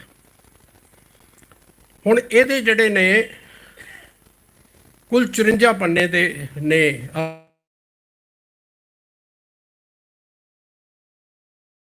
ਮਾਰਕੰਡੇ ਪੁਰਾਣੇ, ਚੰਡੀ ਚਰਿਤਰ, ਉਕਤ ਅਸ਼ਟਮੋਂ ਤੇ ਆਏ, ਇਸ ਤਰ੍ਹਾਂ ਦੇ ਪ੍ਰਮਾਣ ਨੇ ਜਿੱਥੋਂ ਸਾਫ਼ ਪਤਾ ਲੱਗਦਾ ਹੈ ਕਿ ਹਿੰਦੂ ਪੁਰਾਣ ਹੈ ਮਾਰਕੰਡੇ ਪੁਰਾਣ, ਉਹਦੀ ਕਹਾਣੀ ਹੈ। ਔਰ ਪੜ੍ਹ ਲਓ ਮਾਰਕੰਡੇ ਪੁਰਾਣ, ਸੇਮ ਸਟੋਰੀ ਹੈ। ਉਹਦੇ ਬਾਅਦ ਆ ਜਾਂਦਾ ਜੀ 127 ਪੰਨੇ ਤੋਂ ਲੈ ਕੇ 155 ਪੰਨੇ ਤੱਕ ਕੁੱਲ 27 ਸਫੇ ਗਿਆਨ ਪ੍ਰਬੋਧ। ਹੁਣ ਗਿਆਨ ਪ੍ਰਬੋਧ ਜਿਹੜਾ ਹੈ ਸਾਨੂੰ ਸੁਣਨ ਨੂੰ ਬੜਾ ਪਿਆਰਾ ਨਾਂ ਲੱਗਦਾ ਹੈ, ਗਿਆਨ ਪ੍ਰਬੋਧ ਹੈ। ਉਹਦੇ 'ਚ ਹੈ ਕਿ ਕਿਉਂਕਿ ਪੁਰਾਤਨ ਮਿਥਿਹਾਸਕ ਰਾਜਿਆਂ ਦੇ ਜੱਗ ਕਰਾਉਣ ਦੀਆਂ ਕਹਾਣੀਆਂ ਨੇ ਵੀ ਉਹਨਾਂ ਨੇ ਕਿਵੇਂ ਜੱਗ ਕਰਾਇਆ। ਉਹਦੇ ਵਿੱਚ ਪਹਿਲਾਂ ਬਰਨ ਦਾ ਵੱਧ ਆ ਗਿਆ, ਫਿਰ ਰਾਜਾ ਪ੍ਰੀਸ਼ਤ ਦਾ ਰਾਜ ਆ ਗਿਆ, ਫਿਰ ਰਾਜਾ ਜਨਮੇਜਾ ਆ ਗਿਆ, ਫਿਰ ਰਾਜਾ ਅਜੈ ਸਿੰਘ ਦਾ ਰਾਜ ਆ ਗਿਆ, ਫਿਰ ਜਗਰਾਜ ਆ ਗਿਆ। ਉਸ ਤੋਂ ਬਾਅਦ ਕਿਸੇ ਮੁਨੀ ਨਾਂ ਦੇ ਰਾਜੇ ਤੇ ਰਾਜ ਕਰਨ ਅਤੇ ਯੱਗ ਕਰਾਉਣ ਤੇ ਵਿਚਾਰ ਨਾਲ ਇਹ ਭਾਗ ਜਿਹੜਾ ਸਮਾਪਤ ਹੁੰਦਾ ਹੈ। ਇਹਦੇ ਵਿੱਚ ਇਹ ਕਹਾਣੀ ਹੈ। ਤੁਸੀਂ ਸਾਰੇ ਗੁਰਬਾਣੀ ਦੇ ਰਸੀ ਹੋ। ਅੱਜ ਜਿਹੜੇ ਮੈਂ ਭਾਗ ਤੁਹਾਨੂੰ ਦੱਸ ਰਿਹਾ, ਇਹਦੇ ਬਾਰੇ ਇਹ ਸੋਚੀ ਜਾਣਾ ਵੀ ਗੁਰਮਤਿ ਅਨੁਸਾਰੀ ਕਿਹੜੀ ਚੀਜ਼ ਹੈ। ਉਹਦੇ ਬਾਅਦ ਆ ਜਾਂਦੇ ਨੇ ਜੀ 24 ਅਵਤਾਰ। 155 ਪੰਨੇ ਤੋਂ ਸ਼ੁਰੂ ਹੁੰਦਾ, 709 ਪੰਨੇ ਤੱਕ ਚੱਲਦਾ ਹੈ। 555 ਪੰਨੇ 24 ਅਵਤਾਰ ਹੈ, ਜਿਹਦੇ ਵਿੱਚ ਮੱਛ ਅਵਤਾਰ। ਇਹ ਹੁਣ ਦੇਖਣਾ ਸਾਡਾ ਸੰਬੰਧ ਕਿਹਦੇ ਨਾਲ ਹੈ। ਜਿਹਨੇ ਰਿਸ਼ਤੇਦਾਰੀ ਜੋੜਨੀ ਹੋਵੇ ਹੁਣੇ ਜੋੜ ਲੈਣਾ ਵੀ ਕਿਹਦੇ ਨਾਲ ਸੰਬੰਧ ਬਣਾਉਣਾ ਆਪਣਾ। ਮੱਛ ਅਵਤਾਰ, ਕੱਛ ਅਵਤਾਰ, ਕੱਛੂ ਹੁਮਾ, ਨਰ ਨਾਰਾਇਣ ਅਵਤਾਰ, ਮਹਾਮੋਣੀ ਅਵਤਾਰ, ਬੈਰਾ ਅਵਤਾਰ, ਨਰਸਿੰਘ ਅਵਤਾਰ, ਬਾਮਣ ਅਵਤਾਰ, ਪਰਸਰਾਮ ਅਵਤਾਰ, ਬ੍ਰਹਮਾ ਅਵਤਾਰ, ਰੁਦਰ ਅਵਤਾਰ, ਜਲੰਧਰ ਮਧੁਕੈਟਵ ਬਦਨ ਅਵਤਾਰ, ਅਰਹੰਤ ਦੇਵ ਅਵਤਾਰ, ਮਨੂ ਰਾਜਾ ਅਵਤਾਰ, ਧਨੰਤਰ ਵੈਦ ਅਵਤਾਰ, ਸੂਰਜ ਅਵਤਾਰ, ਚੰਦਰ ਅਵਤਾਰ, ਰਾਮ ਅਵਤਾਰ। ਹੁਣ ਜਿਹੜਾ ਰਾਮ ਅਵਤਾਰ ਹੈ ਉਹਦੇ ਅਖੀਰ ਤੇ ਲਿਖਿਆ ਹੋਇਆ ਇਤੀ ਸ੍ਰੀ ਰਾਮਾਇਣ ਸਮਾਪਤਮ ਸਤ ਸ਼ੁਭਮ ਸਤ, ਮਤਲਬ ਰਾਮਾਇਣ ਦੀ ਸਾਰੀ ਕਹਾਣੀ ਹੈ ਜਿਹੜੀ ਉੱਥੇ ਖਤਮ ਹੁੰਦੀ ਪਈ ਹੈ। ਸਾਫ਼ ਲਿਖਿਆ ਸੀ ਜਿਹੜੀ ਰਾਮਾਇਣ ਦੀ ਕਹਾਣੀ ਹੈ ਸਾਰੀ, ਉਹ ਸਮਾਪਤ ਹੋ ਰਹੀ ਹੈ। ਸਾਫ਼ ਸਪਸ਼ਟ ਹੈ ਕਿ ਹਿੰਦੂ ਗ੍ਰੰਥ ਰਾਮਾਇਣ ਦਾ ਜਿਹੜਾ ਹੈ ਉਹ ਸਟੋਰੀ ਹੈ ਜਿਹੜੀ ਉੱਥੇ ਪਾਈ ਹੈ। ਉਹਦੇ ਬਾਅਦ ਕ੍ਰਿਸ਼ਨ ਅਵਤਾਰ, ਉਹਦੇ ਪਿੱਛੇ ਲਿਖਿਆ ਹੈ ਇਤੀ ਸ੍ਰੀ ਦਸਮ ਸਕੰਦ ਪੁਰਾਣੇ ਬਚਿੱਤਰ ਨਾਟਕੇ ਗ੍ਰੰਥ ਕ੍ਰਿਸ਼ਨ ਅਵਤਾਰੇ ਅਧਿਆਇ ਸਮਾਪਤਮ। ਉੱਥੇ ਸਾਫ਼ ਪਤਾ ਲੱਗ ਰਿਹਾ ਹੈ ਕਿ ਸਕੰਦ ਪੁਰਾਣ ਦਾ ਜਿਹੜੇ ਹੈ ਉਹਦੀ ਕਹਾਣੀ ਸਾਰੀ ਪਾਈ ਹੋਈ ਹੈ। ਹੁਣ ਇਹ ਸਪਸ਼ਟ ਹੈ ਕਿ ਹਿੰਦੂ ਗ੍ਰੰਥਾਂ ਦਾ ਬਦਲ ਕੇ ਰੂਪ ਲਿਖਿਆ ਹੋਇਆ, ਹੋਰ ਕੁਛ ਨਹੀਂ। ਉਹਦੇ ਬਾਅਦ ਬੌਧ ਅਵਤਾਰ, ਮਹਾਤਮਾ ਬੁੱਧ ਨੂੰ ਵੀ ਵਿਸ਼ਨੂੰ ਦਾ ਅਵਤਾਰ ਬਣਾ ਕੇ ਉੱਥੇ ਵਿੱਚ ਫਿੱਟ ਕਰਤਾ। ਬੁੱਧ ਧਰਮ ਨੂੰ ਜਿਹੜਾ ਉਹ ਆਪਣੇ ਅੰਦਰ ਜਜ਼ਬ ਕਰ ਰਿਹਾ, ਕਿਉਂਕਿ ਵਿਸ਼ਨੂੰ ਦੇ 24 ਅਵਤਾਰਾਂ 'ਚ ਬੁੱਧ ਵੀ ਅਵਤਾਰ ਬਣ ਗਿਆ। ਫਿਕਰ ਨਾ ਕਰੋ, ਬਹੁਤ ਛੇਤੀ ਗੁਰੂ ਨਾਨਕ, ਗੁਰੂ ਗੋਬਿੰਦ ਸਿੰਘ ਮਹਾਰਾਜ ਵੀ ਇਹਨਾਂ ਦੇ ਅਵਤਾਰਾਂ ਦੀ ਲੜੀ ਵਿੱਚ ਆ ਜਾਣਗੇ। ਤਿਆਰੀ ਹੋ ਰਹੀ ਹੈ, ਤੁਸੀਂ ਇਹਨੂੰ ਮੰਨੀ ਜਾਓ, ਪ੍ਰਵਾਨ ਕਰੀ ਜਾਓ, ਬਹੁਤ ਛੇਤੀ ਉਹ ਸਮਾਂ ਵੀ ਵੇਖਣ ਨੂੰ ਮਿਲ ਜਾਏਗਾ।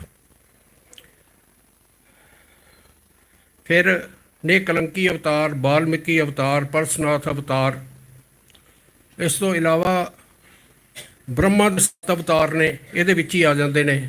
ਉਸ ਤੋਂ ਇਲਾਵਾ ਰੁਦਰ ਅਵਤਾਰ ਦੇ 24 ਗੁਰੂ ਧਾਰਨ ਕਰਨ ਦੀ ਕਹਾਣੀ ਹੈ, ਉਹ ਵੀ ਇਹਦੇ ਵਿੱਚ ਆ ਜਾਂਦੀ ਹੈ।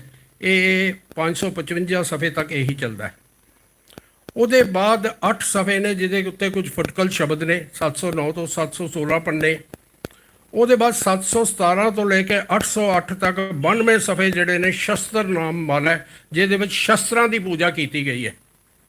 ਉਹ 8 ਸ਼ਸਤਰ ਜਿਹੜੇ ਦੁਰਗਾ ਦੇਵੀ 8 ਹੱਥਾਂ 'ਚ ਫੜਦੀ ਹੈ, ਉਹਨਾਂ ਦੀ ਪੂਜਾ ਕੀਤੀ ਗਈ ਹੈ। ਉਹਦੇ ਬਾਅਦ ਸ਼ੁਰੂ ਹੋ ਜਾਂਦਾ ਜੀ ਚਰਿਤਰੋਪਖਿਆਨ, ਜਿਹਨੂੰ ਅਸੀਂ ਤ੍ਰਿਆ ਚਿੱਤਰ ਵੀ ਕਹਿ ਦਿੰਦੇ ਹਾਂ, ਜਿਹੜੀ ਅਤ ਅਸ਼ਲੀਲ ਰਚਨਾਵਾਂ ਨਾਲ ਭਰੀ ਹੋਈ ਹੈ, ਜਿਹਦੇ ਵਿੱਚ ਕੀ ਸ਼ਬਦ ਵਰਤਾਂ ਮੈਂ, ਗੁਰੂ ਮਹਾਰਾਜ ਦੀ ਹਜ਼ੂਰੀ 'ਚ ਖੜਾ, ਚਰਿੱਤਰਹੀਨ ਔਰਤਾਂ ਮਰਦਾਂ ਦੀਆਂ ਅਸ਼ਲੀਲ ਕਹਾਣੀਆਂ ਨੇ। ਇਹ 809 ਪੇਜ ਤੋਂ ਸ਼ੁਰੂ ਹੁੰਦੀ ਹੈ, 1388 ਪੰਨੇ ਤੱਕ ਚੱਲਦੀ ਹੈ। 580 ਸਫ਼ੇ ਜਿਹੜੇ ਨੇ ਇਹ ਚਰਿੱਤਰਹੀਨ ਔਰਤ ਮਰਦਾਂ ਦੀਆਂ ਕਹਾਣੀਆਂ ਨੇ। ਉਹਦੇ ਬਾਅਦ ਜ਼ਫਰਨਾਮਾ ਆ ਗਿਆ 6 ਪੰਨੇ। ਉਹਦੇ ਬਾਅਦ ਹਕਾਇਤਾਂ ਨੇ, ਜ਼ਫਰਨਾਮੇ ਦੇ ਬਾਅਦ ਫਿਰ ਹਕਾਇਤਾਂ ਸ਼ੁਰੂ ਹੋ ਜਾਂਦੀਆਂ ਨੇ। 1394 ਤੋਂ 1428 ਪੰਨੇ ਤੱਕ 38 ਸਫ਼ੇ, ਇਹ ਫਿਰ ਚਰਿੱਤਰਹੀਨ ਮਰਦਾਂ ਔਰਤਾਂ ਦੀਆਂ ਅਸ਼ਲੀਲ ਕਹਾਣੀਆਂ ਨੇ। ਹੁਣ ਇਹਦਾ ਸਾਰਾ ਮੈਂ ਤਤਸਰ ਕੱਢਾਂ, 54 ਸਫ਼ੇ ਚੰਡੀ ਚਰਿੱਤਰ, 27 ਸਫ਼ੇ ਗਿਆਨ ਪ੍ਰਬੋਧ, 555 ਸਫ਼ੇ 24 ਅਵਤਾਰ, ਕੁੱਲ 636 ਸਫ਼ੇ ਹਿੰਦੂ ਮਿਥਿਹਾਸਕ, ਹਿੰਦੂ ਦੇਵਤਿਆਂ ਅਵਤਾਰਾਂ ਰਾਜਿਆਂ ਦੀਆਂ ਕਹਾਣੀਆਂ ਜੀ।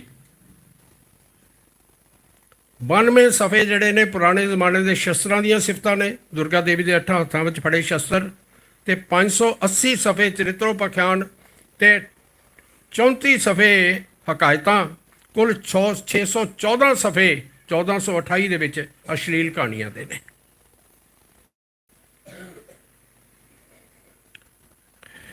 ਮੈਂ ਕੁਝ ਨਹੀਂ ਕਹਿਣਾ,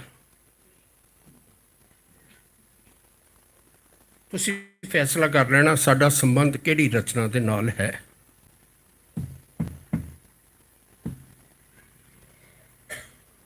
ਬਿਲਕੁਲ ਤਾਂ ਕੁਝ ਕਹਿਣ ਨੂੰ ਹੈ ਨਹੀਂ।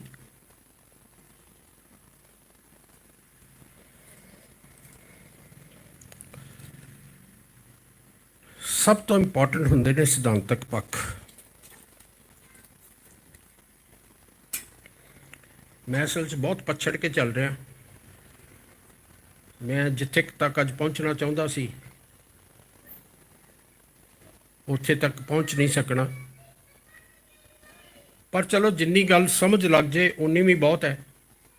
ਮੈਂ ਤਕਰੀਬਨ 20 ਮਿੰਟ ਦਾ ਸਮਾਂ ਹੋਰ ਮੇਰੇ ਕੋਲ ਹੈਗਾ, ਜਿੰਨੇ ਕੁ ਸਿਧਾਂਤਕ ਪੱਖ ਆਪਾਂ ਵਿਚਾਰ ਸਕਨੇ ਹਾਂ, ਕਿਉਂਕਿ ਉਹਨਾਂ ਕੁ ਲੇਟ ਸ਼ੁਰੂ ਹੋਇਆ ਪ੍ਰੋਗਰਾਮ, ਅਤੇ 20 ਮਿੰਟ ਦਾ ਸਮਾਂ ਹੈਗਾ। ਜਿੰਨੇ ਕੁ ਸਿਧਾਂਤਕ ਪੱਖ ਵਿਚਾਰ ਸਕਨੇ ਉਹ ਵਿਚਾਰ ਲੈਂਦੇ। ਸਭ ਤੋਂ ਇੰਪੋਰਟੈਂਟ ਹੁੰਦੀ ਹੈ ਗੱਲ ਸਿਧਾਂਤਾਂ ਦੀ। ਅਸੀਂ ਇਸੇ ਗੱਲ ਦੇ ਉੱਤੇ ਪਰਖਣਾ ਹੈ ਕਿ ਜੋ ਗੁਰਮਤਿ ਦੇ ਸਿਧਾਂਤ ਨੇ, ਗੁਰੂ ਗ੍ਰੰਥ ਸਾਹਿਬ ਜੀ ਦੀ ਇਲਾਹੀ ਬਾਣੀ ਤੋਂ ਸਾਨੂੰ ਪ੍ਰਾਪਤ ਹੁੰਦੇ ਨੇ, ਕੀ ਉਹਦੇ ਨਾਲ ਮੇਲ ਖਾਂਦਾ ਹੈ? ਜੇ ਮੇਲ ਖਾਂਦਾ ਤਾਂ ਅਸੀਂ ਇਹਨੂੰ ਸਿੱਖ ਲਿਟਰੇਚਰ ਕਹਿ ਸਕਦੇ ਹਾਂ, ਨਹੀਂ ਤਾਂ ਸਿੱਖ ਲਿਟਰੇਚਰ ਵੀ ਨਹੀਂ ਕਹਿ ਸਕਦੇ ਜੇ ਮੇਲ ਨਹੀਂ ਖਾਂਦਾ ਤਾਂ। ਸਭ ਤੋਂ ਪਹਿਲਾਂ ਮੈਂ ਹੁਣੇ ਬੇਨਤੀ ਕੀਤੀ ਕਿ ਸ੍ਰੀ ਗੁਰੂ ਗ੍ਰੰਥ ਸਾਹਿਬ ਜੀ ਦੀ ਸਾਰੀ ਬਾਣੀ ਦੇ ਵਿੱਚ ਕੇਵਲ ਅਕਾਲ ਪੁਰਖ ਦਾ ਇਲਾਹੀ ਗਿਆਨ ਹੈ, ਅਕਾਲ ਪੁਰਖ ਦੀ ਸਿਫਤ ਸਲਾਹ ਹੈ, ਤੇ ਜਾਂ ਨਿਰਮਲ ਜੀਵਨ ਜੁਗਤ ਦੇ ਅਲੌਕਿਕ ਖਜ਼ਾਨੇ ਭਰੇ ਪਏ ਨੇ। ਪੱਖਾ ਭੰਡਾਰ 'ਚ ਇੰਨਾ ਵੱਡਾ ਭੰਡਾਰ ਹੈ, ਖਾਵੋ ਖਰਚੋ ਰਲ ਮਿਲ ਭਾਈ, ਟੋਟ ਨਾ ਆਵੇ ਵੱਧੋ ਜਾਈ, ਇੰਨਾ ਭੰਡਾਰ ਹੈ। ਹੁਣ ਬਚਿੱਤਰ ਨਾਟਕ ਗ੍ਰੰਥ ਦੇ ਪਹਿਲੇ 38 ਪੰਨੇ ਛੱਡ ਦਿਓ, 38 ਪੰਨਿਆਂ ਤੋਂ ਸਿਵਾ ਜਾਂ ਹਿੰਦੂ ਮਿਥਿਹਾਸਿਕ ਕਹਾਣੀਆਂ ਨੇ ਤੇ ਜਾਂ ਅਸ਼ਲੀਲ ਰਚਨਾਵਾਂ ਨੇ, ਜਿਨ੍ਹਾਂ ਦੇ ਨਾਲ ਸਿੱਖ ਕੌਮ ਦਾ ਕੋਈ ਨੇੜੇ ਤੇੜੇ ਦਾ ਸੰਬੰਧ ਨਹੀਂ। ਹੁਣ 38 ਪੰਨੇ, ਮੈਂ ਜਿਸ ਨੇ ਕਿਹਾ ਵੀ 38 ਪੰਨੇ ਛੱਡ ਦਿਓ, ਉਹ ਤਾਂ ਇਹ ਮਤਲਬ ਨਹੀਂ ਕਿ 38 ਪੰਨੇ ਗੁਰਬਾਣੀ ਹੈ, ਕਿਉਂਕਿ ਉੱਥੇ ਵੀ ਨਾਨਕ ਪਦ ਵੀ ਨਹੀਂ ਆ ਰਿਹਾ ਤੇ ਮਹੱਲਾ ਵੀ ਨਹੀਂ ਆ ਰਿਹਾ। ਇਸ ਕਰਕੇ ਇਹ ਭਰਮ ਨਹੀਂ ਪਾਲ ਲੈਣਾ ਕਿ 38 ਦਾ ਜੀ ਚਲੋ ਗੁਰਬਾਣੀ ਹੈ। ਗੁਰਬਾਣੀ ਦੀ ਕਸਵੱਟੀ ਤੇ ਉਹ ਵੀ ਨਹੀਂ ਖਰਾ ਉਤਰਦਾ, ਗੁਰਬਾਣੀ ਉਚਾਰਨ ਦੀ ਮਰਿਆਦਾ ਤੇ ਖਰਾ ਨਹੀਂ ਉਤਰਦਾ, ਸਿਧਾਂਤਾਂ ਤੇ ਵੀ ਖਰਾ ਨਹੀਂ ਉਤਰਦਾ। ਬੜਾ ਵੱਡਾ ਵਿਸ਼ਾ ਹੈ, ਇੱਥੇ ਮੈਂ ਉਹਨੂੰ ਛੇੜ ਨਹੀਂ ਸਕਦਾ। ਲੇਕਿਨ ਉਹ ਮਿਥਿਹਾਸਕ ਕਹਾਣੀਆਂ ਨਹੀਂ ਹੈ 38 ਪੰਨੇ।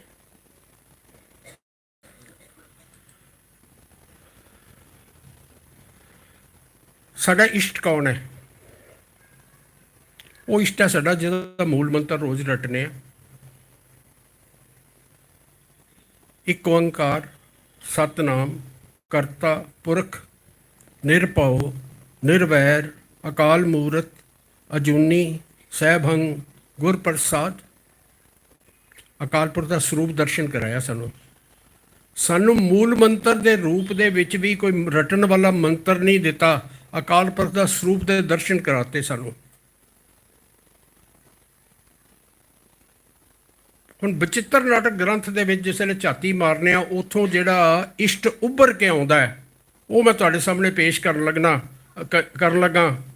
ਮੁੰਡ ਕੀ ਮਾਲ ਦਿਸਾਨ ਕੇ ਅੰਬਰ ਬਾਮ ਕਰਿਓ ਗਲ ਮੈਂ ਅਸਪਾਰੋ, ਲੋਚਨ ਲਾਲ ਕਰਾਲ ਦਿਪੈ ਦੋ ਭਾਲ ਬਿਰਾਜਤ ਹੈ ਅਨਿਆਰੋ, ਛੁਟੇ ਹੈ ਬਾਲ ਮਹਾ ਬਿਕਰਾਲ ਵਿਸਾਲ ਲਸੈ ਰਦ ਪੰਥ ਉਜਿਆਰੋ, ਛਾੜਤ ਜਾਲ ਲਏ ਕਰ ਬਿਆਲ ਸੁਕਾਲ ਸਦਾ ਪ੍ਰਤਪਾਲ ਤਿਹਾਰੋ। ਮੁੰਡਾਂ ਦੀ ਮਾਲ ਹੈ ਗਲੇ ਦੇ ਵਿੱਚ, ਮੁੰਡ ਕੀ ਮਾਲ ਦਿਸਾਨ ਕੇ ਅੰਬਰ, ਦਿਸ਼ਾਵਾਂ ਦੇ ਅੰਬਰ ਨੇ, ਭਾਵ ਸਰੀਰ ਤੋਂ ਨਗਨ ਹੈ।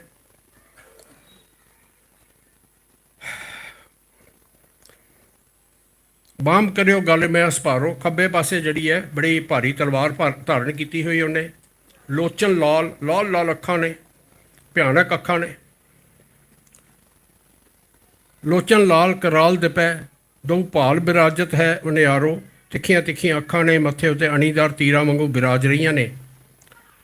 ਛੁੱਟਿਆ ਹੈ ਬਾਲ, ਵਾਲ ਖੋਲ੍ਹੇ ਹੋਏ ਨੇ। ਮਹਾ ਬਿਕਰਾਲ, ਬੜਾ ਬਿਕਰਾਲ ਰੂਪ ਹੈ, ਖਤਰਨਾਕ ਰੂਪ ਹੈ, ਡਰਾਉਣਾ ਰੂਪ ਹੈ।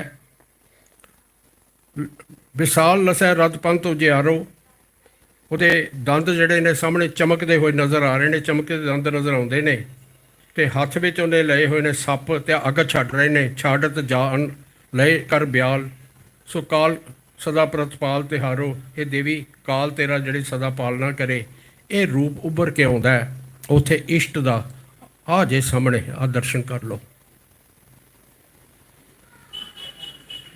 ਨਾਲੇ ਵੀ ਫੈਸਲਾ ਵੀ ਕਰ ਲੈਣਾ ਵੀ ਇਹਦਾ ਹੀ ਪੁਜਾਰੀ ਬਣਨਾ ਹੈ।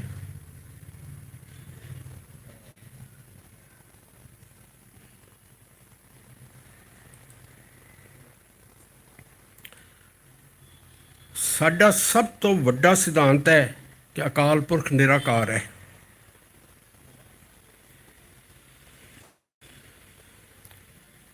ਸੁਖਮਨੀ ਬਾਣੀ ਦੇ ਵਿੱਚ ਰੋਜ਼ ਆਪਾਂ ਸਾਰੇ ਪੜ੍ਹਦੇ ਹਾਂ, ਰੂਪ ਨਾ ਰੇਖ ਨਾ ਰੰਗ ਕਿਛ, ਤੇਰੇ ਗੁਣ ਤੇ ਪ੍ਰਭ ਭਿੰਨ, ਤਿਸੈ ਬੁਝਾਏ ਨਾਨਕਾ ਜੇ ਸੋਵੈ ਸੋ ਪ੍ਰਸੰਨ।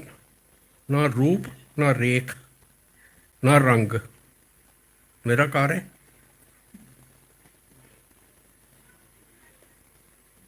ਉਸ ਅਕਾਲ ਪੁਰਖ ਦਾ ਕੋਈ ਰੂਪ ਨਹੀਂ, ਕੋਈ ਰੇਖ ਨਹੀਂ, ਰੰਗ ਨਹੀਂ, ਚਿੰਨ੍ਹ ਨਹੀਂ, ਉਹਨੂੰ ਚਿੰਨ੍ਹਾਂ ਦੇ ਵਿੱਚ ਬੰਨਿਆ ਨਹੀਂ ਜਾ ਸਕਦਾ।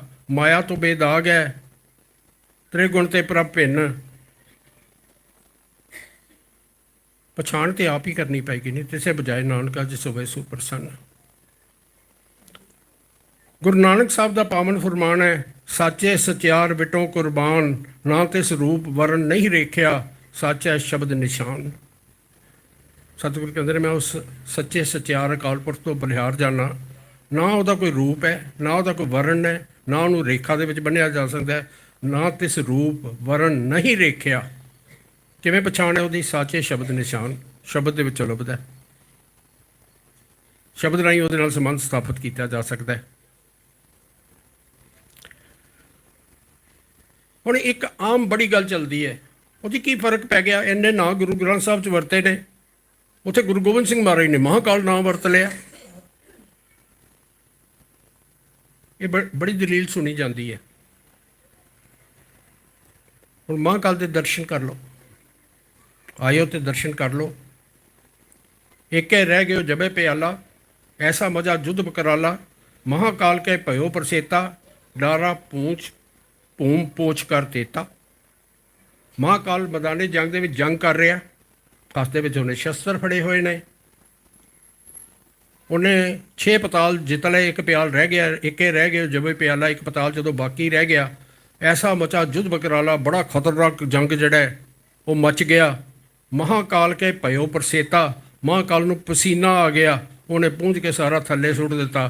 ਹੋਰ ਮੈਨੂੰ ਇੱਕ ਗੱਲ ਦੱਸੋ ਜੀ, ਪਸੀਨਾ ਕਿਹਨੂੰ ਆਉਂਦਾ? ਜਿਹੜਾ ਦੇਹਧਾਰੀ ਹੈ। ਹੱਥ 'ਚ ਸ਼ਸਤਰ ਲੈ ਕੇ ਜੰਗ ਕੌਣ ਕਰਦਾ ਹੈ? ਜਿਹੜਾ ਦੇਹਧਾਰੀ ਹੈ। ਫਿਰ ਅਕਾਲ ਪੁਰਖ ਦਾ ਨਾਮ ਮਹਾਕਾਲ ਕਿਵੇਂ ਹੋ ਗਿਆ?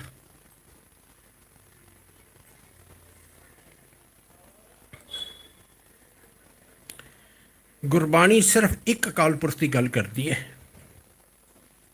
ਮੇਰੇ ਸਤਿਗੁਰੂ ਨੇ ਤੇ ਹੋਕਾ ਦੇ ਕੇ ਕਿਹਾ, ਏਕੋ ਹੈ ਭਾਈ, ਏਕੋ ਹੈ ਸਾਹਿਬ ਮੇਰਾ, ਏਕੋ ਹੈ। ਅਸੀਂ ਤਾਂ ਕਿਸੇ ਦੂਸਰੇ ਨੂੰ ਜਾਣਦੇ ਹੀ ਨਹੀਂ। ਸਾਡੇ ਸਤਿਗੁਰੂ ਨੇ ਤੇ ਸਾਨੂੰ ਉਸ ਇੱਕ ਨਾਲ ਹੀ ਜੋੜਿਆ। ਇਹ ਗੁਰੂ ਨਾਨਕ ਪਾਤਸ਼ਾਹ ਦਾ ਦਿੱਤਾ ਹੋਇਆ ਹੋਕਾ ਸਦੀਵੀ ਹੈ। ਸਦਾ ਸਾਨੂੰ ਇਸ ਗੱਲ ਨੂੰ ਯਾਦ ਦਿਵਾਉਂਦਾ ਰਹੇਗਾ ਕਿ ਸਿੱਖਾ ਤੂੰ ਹੋਰ ਕਿਤੇ ਨਹੀਂ ਭਟਕਣਾ, ਇੱਕ ਅਕਾਲ ਪੁਰਖ ਨਾਲ ਜੁੜਨਾ ਹੈ। ਏਕੋ ਹੈ ਭਾਈ, ਏਕੋ ਹੈ ਸਾਹਿਬ ਮੇਰਾ, ਏਕੋ ਹੈ। ਹੁਣ ਇਸ ਬਚਿੱਤਰ ਨਾਟਕ ਗ੍ਰੰਥ ਦੇ ਵਿੱਚ ਕਈਆਂ ਦੀ ਪੂਜਾ ਦਾ ਵਿਧਾਨ ਹੈ। ਮੈਂ ਜਿੰਨੇ ਪ੍ਰਮਾਣ ਦਿੱਤੇ ਨੇ ਨਾਲ ਪੰਨਾ ਨੰਬਰ ਦਿੱਤਾ ਹੋਇਆ।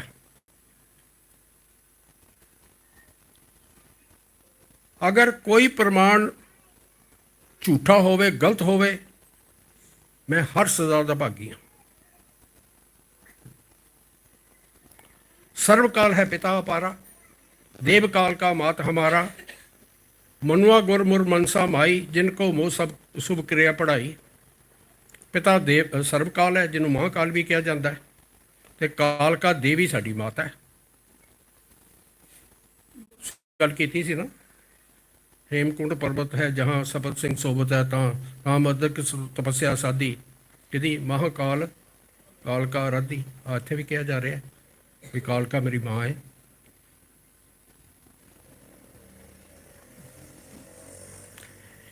इत्थे सिर्फ गल महाकाल कालका तक नहीं,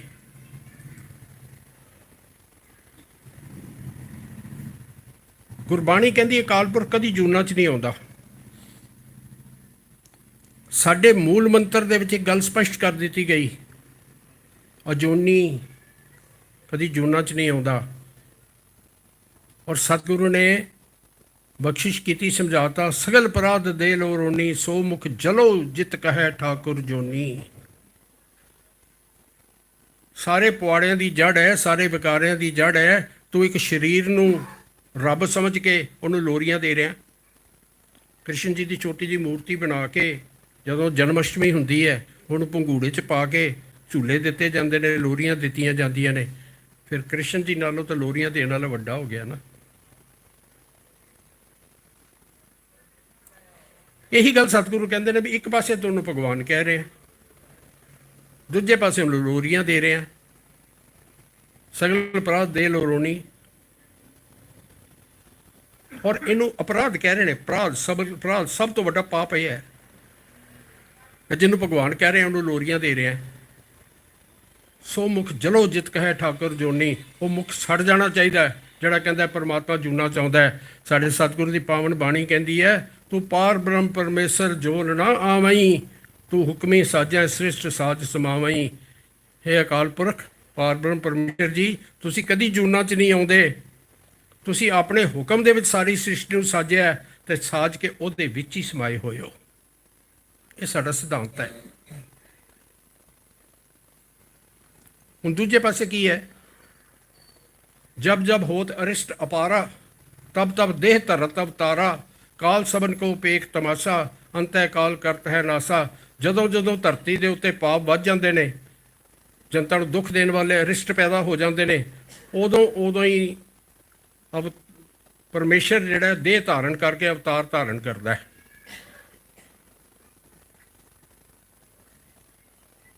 ਆਹ ਸਿਧਾਂਤ ਹੈ ਉੱਥੇ,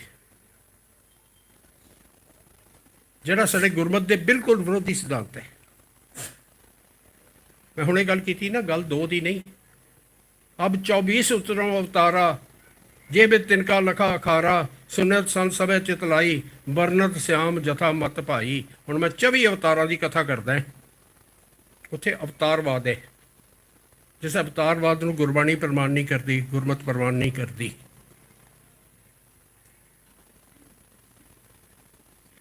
ਫਿਰ ਬੜੀ ਕਮਾਲ ਦੀ ਗੱਲ ਹੈ, ਕਵੀ ਨੇ ਆਪਣੇ ਨਾਂ ਦੀ ਮੋਹਰ ਲਾਤੀ, ਵਰਨਤ ਸਿਆਮ ਜਥਾ ਮਤ ਭਾਈ। ਸ਼ਾਮ ਵਈ ਕਹਿ ਰਿਹਾ, ਸ਼ਾਮ ਕਵੀ ਕਹਿ ਰਿਹਾ। ਅਸੀਂ ਕਹਿੰਦੇ ਨਹੀਂ, ਸ਼ਾਮ ਕਵੀ ਨਹੀਂ, ਗੁਰੂ ਗੋਬਿੰਦ ਸਿੰਘ ਮਹਾਰਾਜ ਦਾ ਤਖੱਲਤ ਸੀ। ਉਹਨਾਂ ਦਾ ਰਾਮ ਵੀ ਤਖੱਲਤ ਸੀ, ਉਹਨਾਂ ਦਾ ਸ਼ਾਮ ਵੀ ਤਖੱਲਤ ਸੀ, ਉਹਨਾਂ ਦਾ 2-3 ਹੋਰ ਨਾਂ ਆਉਂਦੇ ਨੇ, ਉਹ ਵੀ ਤਖੱਲਤ ਸੀ। ਕਿੰਨੇ ਤਖੱਲਤ ਰੱਖੇ ਸੀ ਗੁਰੂ ਗੋਬਿੰਦ ਸਿੰਘ ਮਹਾਰਾਜ ਨੇ।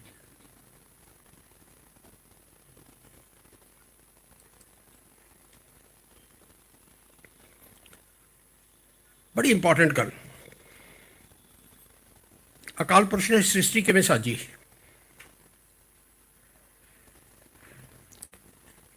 ਗੁਰੂ ਨਾਨਕ ਸਾਹਿਬ ਦਾ ਪਾਵਨ ਸ਼ਬਦ ਹੈ, ਆਪੀਨੈ ਆਪ ਸਾਜਿਓ, ਆਪੀਨੈ ਰਚਿਓ ਨਾਉ, ਦੁਈ ਕੁਦਰਤ ਸਾਜੀਐ, ਕਰ ਆਸਨ ਡਿਠੋ ਚਾਓ। ਪਹਿਲਾਂ ਉਹਨੇ ਆਪਣੇ ਆਪ ਨੂੰ ਸਾਜਿਆ, ਆਪਣਾ ਨਾਮ ਨਾ ਬਣਾਇਆ, ਐਗਜ਼ਿਸਟੈਂਸ ਬਣਾਈ। ਆਪੀਨੈ ਰਚਿਓ ਨਾਉ, ਦੁਈ ਕੁਦਰਤ ਸਾਜੀਐ। ਉਹਦੇ ਬਾਅਦ ਦੂਸਰੀ ਚੀਜ਼ ਕੀ ਬਣਾਈ? ਕੁਦਰਤ ਬਣਾਈ। ਫਿਰ ਕੁਦਰਤ ਬਣਾ ਕੇ ਕਿਤੇ ਅੱਡ ਨਹੀਂ ਬਹਿ ਗਿਆ। ਦੁਈ ਕੁਦਰਤ ਸਾਜੀਏ, ਕਰ ਆਸਨ ਡਿਠੋ ਚਾਓ। ਉਸ ਕੁਦਰਤ ਦੇ ਵਿੱਚ ਆਪ ਵਸ ਗਿਆ, ਬਲਹਾਰੀ ਕੁਦਰਤ ਵਸਿਆ, ਤੇਰਾ ਅੰਤ ਨ ਜਾਈ ਲਖਿਆ। ਹੁਣ ਜਿਹੜੀ ਕੁਦਰਤ ਬਣੀ ਕਿਵੇਂ ਬਣੀ? ਕਿਆ ਤਾਂ ਦੁਈ ਕੁਦਰਤ ਸਾਜੀ ਹੈ, ਕਰ ਆਸਨ ਡਿਠੋ ਚਾਓ। ਗੁਰੂ ਨਾਨਕ ਸਾਹਿਬ ਦਾ ਹੀ ਫਰਮਾਨ ਹੈ, ਸਤਿਗੁਰੂ ਕਹਿੰਦੇ ਨੇ, ਸਾਚੇ ਤੇ ਪਵਨਾ ਪਿਆ, ਪਵਨੇ ਤੇ ਜਲ ਹੋਏ, ਜਲ ਤੇ ਤੇਰੇ ਭਵਨ ਸਾਜਿਆ, ਘਟ ਘਟ ਜੋਤ ਸਮੋਏ। ਉਸ ਅਕਾਲ ਪੁਰਖ ਤੋਂ ਹਵਾ ਬਣੀ, ਹਵਾ ਤੋਂ ਪਾਣੀ ਬਣਿਆ। ਅੱਜ ਜਿਸ ਵੇਲੇ ਸਾਇੰਟਿਸਟਾਂ ਨੇ ਖੋਜ ਕੀਤੀ, ਮੇਰੇ ਸਤਿਗੁਰੂ ਨੇ ਤੇ 554 ਸਾਲ ਪਹਿਲੇ ਲਿਖ ਦਿੱਤਾ ਨਾ, ਤੇ ਇਹ ਗੱਲ ਬਿਲਕੁਲ ਉਹ ਤੇ ਖਰੀ ਉਤਰਦੀ ਹੈ। ਅੱਜ ਸਾਇੰਟਿਸਟ ਵੀ ਕਹਿੰਦਾ ਹੈ ਕਿ ਹਵਾ ਦੇ ਵਿੱਚ ਗੈਸਿਸ ਹੁੰਦੀਆਂ ਨੇ, ਉਹਦੇ ਵਿੱਚ 2 ਐਟਮ ਹਾਈਡਰੋਜਨ ਦਾ, 1 ਐਟਮ ਆਕਸੀਜਨ ਦੇ ਨਾਲ ਮੇਲ ਹੁੰਦਾ ਹੈ, ਤੇ 1 ਮੋਲੀਕਿਊਲ ਪਾਣੀ ਦਾ ਬਣ ਜਾਂਦਾ H2O। ਸਾਚੇ ਤੇ ਪਵਨਾ ਪਿਆ, ਪਵਨੇ ਤੇ ਜਲ ਹੋਏ, ਇਹ ਜਲ ਤੇ ਤੇਰੇ ਭਵਨ ਸਾਜਿਆ। ਜਲ ਤੋਂ ਸਾਰੀ ਸ੍ਰਿਸ਼ਟੀ ਸਾਜੀ, ਔਰ ਫਿਰ ਉਹਦੇ ਬਾਅਦ ਘਟ ਘਟ ਜੋਤ ਸਮੋਏ। ਸ੍ਰਿਸ਼ਟੀ ਸਾਜ ਕੇ ਇਹਦੇ ਕਣ ਕਣ ਦੇ ਵਿੱਚ ਆਪ ਸਮਾਇਆ ਹੋਇਆ। ਪਿਓਰਲੀ ਸਾਇੰਟੀਫਿਕ ਗੱਲ ਹੈ, ਜਿਹਦੇ ਬਾਰੇ ਅੱਜ ਤੱਕ ਕੋਈ ਕੰਟਰੋਵਰਸੀ ਨਹੀਂ ਹੋ ਸਕੀ। ਅੱਜ ਵੀ ਜਿਸ ਵੇਲੇ ਦੂਸਰੇ ਪਲੈਨਟਸ ਦੇ ਉੱਤੇ ਭੇਜੇ ਜਾਂਦੇ ਨੇ ਆਪਣੇ ਸੈਟੇਲਾਈਟ ਵਗੈਰਾ, ਤਾਂ ਉੱਥੇ ਕੀ ਖੋਜ ਕੀਤੀ ਜਾਂਦੀ ਹੈ? ਆ ਪਿੱਛੇ ਚੰਦਰਮਾ 'ਤੇ ਗਿਆ ਤਾਂ ਕੀ ਖੋਜ ਕੀਤੀ ਗਈ? ਉੱਥੇ ਪਾਣੀ ਹੈ ਕਿ ਨਹੀਂ? ਜੇ ਹਵਾ ਹੋਏਗੀ ਤਾਂ ਪਾਣੀ ਹੋਏਗਾ, ਜੇ ਪਾਣੀ ਹੋਏਗਾ ਤਾਂ ਜ਼ਿੰਦਗੀ ਹੋ ਸਕਦੀ ਹੈ। ਹੁਣ ਇੱਧਰ ਝਾਤੀ ਮਾਰਨਾ, ਬਚਿੱਤਰ ਨਾਟਕ ਦੇ ਵਿੱਚ ਕਿਵੇਂ ਸ੍ਰਿਸ਼ਟੀ ਬਣਾਈ। ਖੰਡਾ ਪ੍ਰਥਮੈ ਸਾਜ ਕੇ ਜਿਨ ਸਭ ਸੰਸਾਰ ਪਾਇਆ। ਪਹਿਲਾਂ ਖੰਡਾ ਬਣਾਇਆ ਤੇ ਖੰਡਾ ਸਾਜ ਕੇ ਤੇ ਫਿਰ ਜਿਹੜਾ ਸਾਰਾ ਸੰਸਾਰ ਬਣਾਤਾ। ਖੰਡਾ ਕਾਹਦੇ ਨਾਲ ਬਣ ਗਿਆ? ਖੰਡੇ ਵਾਸਤੇ ਤੇ ਧਾਤ ਚਾਹੀਦੀਆਂ ਨੇ। ਸ੍ਰਿਸ਼ਟੀ ਬਣੇਗੀ ਤੇ ਉਹਦੇ ਚੋਂ ਧਾਤਾਂ ਨਿਕਲਣਗੀਆਂ, ਖੰਡਾ ਬਣੇਗਾ। ਫਿਰ ਖੰਡਾ ਜਿਹੜਾ ਹੈ, ਸਾਜਣ ਵਾਲੀ ਚੀਜ਼ ਤੇ ਹੈ ਨਹੀਂ, ਵਿਨਾਸ਼ ਕਰਨ ਵਾਲੀ ਹੈ, ਵੱਢਣ ਵਾਲੀ ਹੈ। ਗੱਲ ਇੱਥੇ ਹੀ ਨਹੀਂ ਨਿਬੜੀ, ਇਹ ਭਾਗ ਅੱਗੇ ਵੀ ਆਏਗਾ, ਉੱਥੇ ਵੀ ਆਪਾਂ ਜ਼ਿਆਦਾ ਡਿਟੇਲ 'ਚ ਵਿਚਾਰਾਂਗੇ। 119 ਪੰਨੇ ਤੇ ਇਹ ਲਿਖ ਦਿੱਤਾ ਖੰਡਾ ਪ੍ਰਥਮੇ ਸਾਜ ਗਿਆ ਜਿਨ ਸਭ ਸੇ ਸਾਰ ਉਪਾਇਆ, ਤੇ 47 ਪੰਨੇ ਤੇ ਲਿਖਿਆ ਹੋਇਆ ਏਕ ਸਰਵਨ ਤੇ ਮੈਲ ਨਿਕਾਰਾ, ਤਾਤੇ ਮਦ ਕੀਟਬ ਤਨ ਧਾਰਾ, ਦੁਤੀਆ ਕਾਨ ਤੇ ਮੈਲ ਨਿਕਾਰੀ, ਤਾਤੇ ਭਈ ਸ੍ਰਿਸ਼ਟੇ ਸਾਰੀ। ਅਕਾਲ ਪੁਰਖ ਤੇ ਜਾਂ ਮਹਾਂਕਾਲ ਦੇ ਕੰਨਾਂ ਵਿੱਚ ਬੜੀ ਮੈਲ ਸੀ, ਉਹਨੇ ਇੱਕ ਕੰਨ ਤੋਂ ਮੈਲ ਕੱਢੀ ਤੇ 2 ਰਾਸ਼ਸ ਬਣਾਤੇ, ਮਧੂ ਤੇ ਕੀਟਬ, ਤੇ ਦੂਜੇ ਕੰਨ ਤੋਂ ਮੈਲ ਕੱਢੀ ਤੇ ਆ ਸਾਰੀ ਸ੍ਰਿਸ਼ਟੀ ਬਣਾਤੀ ਉਹਦੇ ਨਾਲ।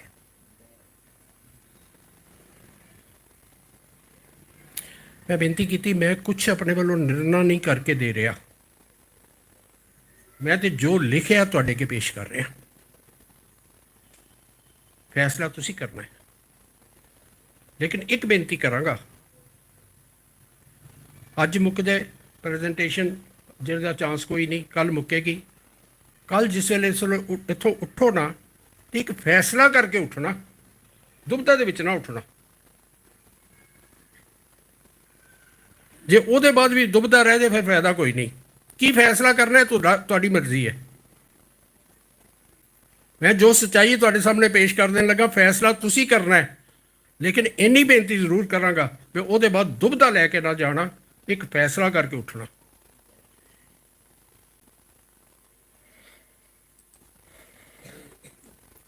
ਹੁਣ ਗੁਰਬਾਣੀ ਦੇਵੀ ਦੇਵਤਿਆਂ ਅਵਤਾਰਾਂ ਦੀ ਪੂਜਾ ਦੀ ਮਨਾਹੀ ਕਰਦੀ ਹੈ।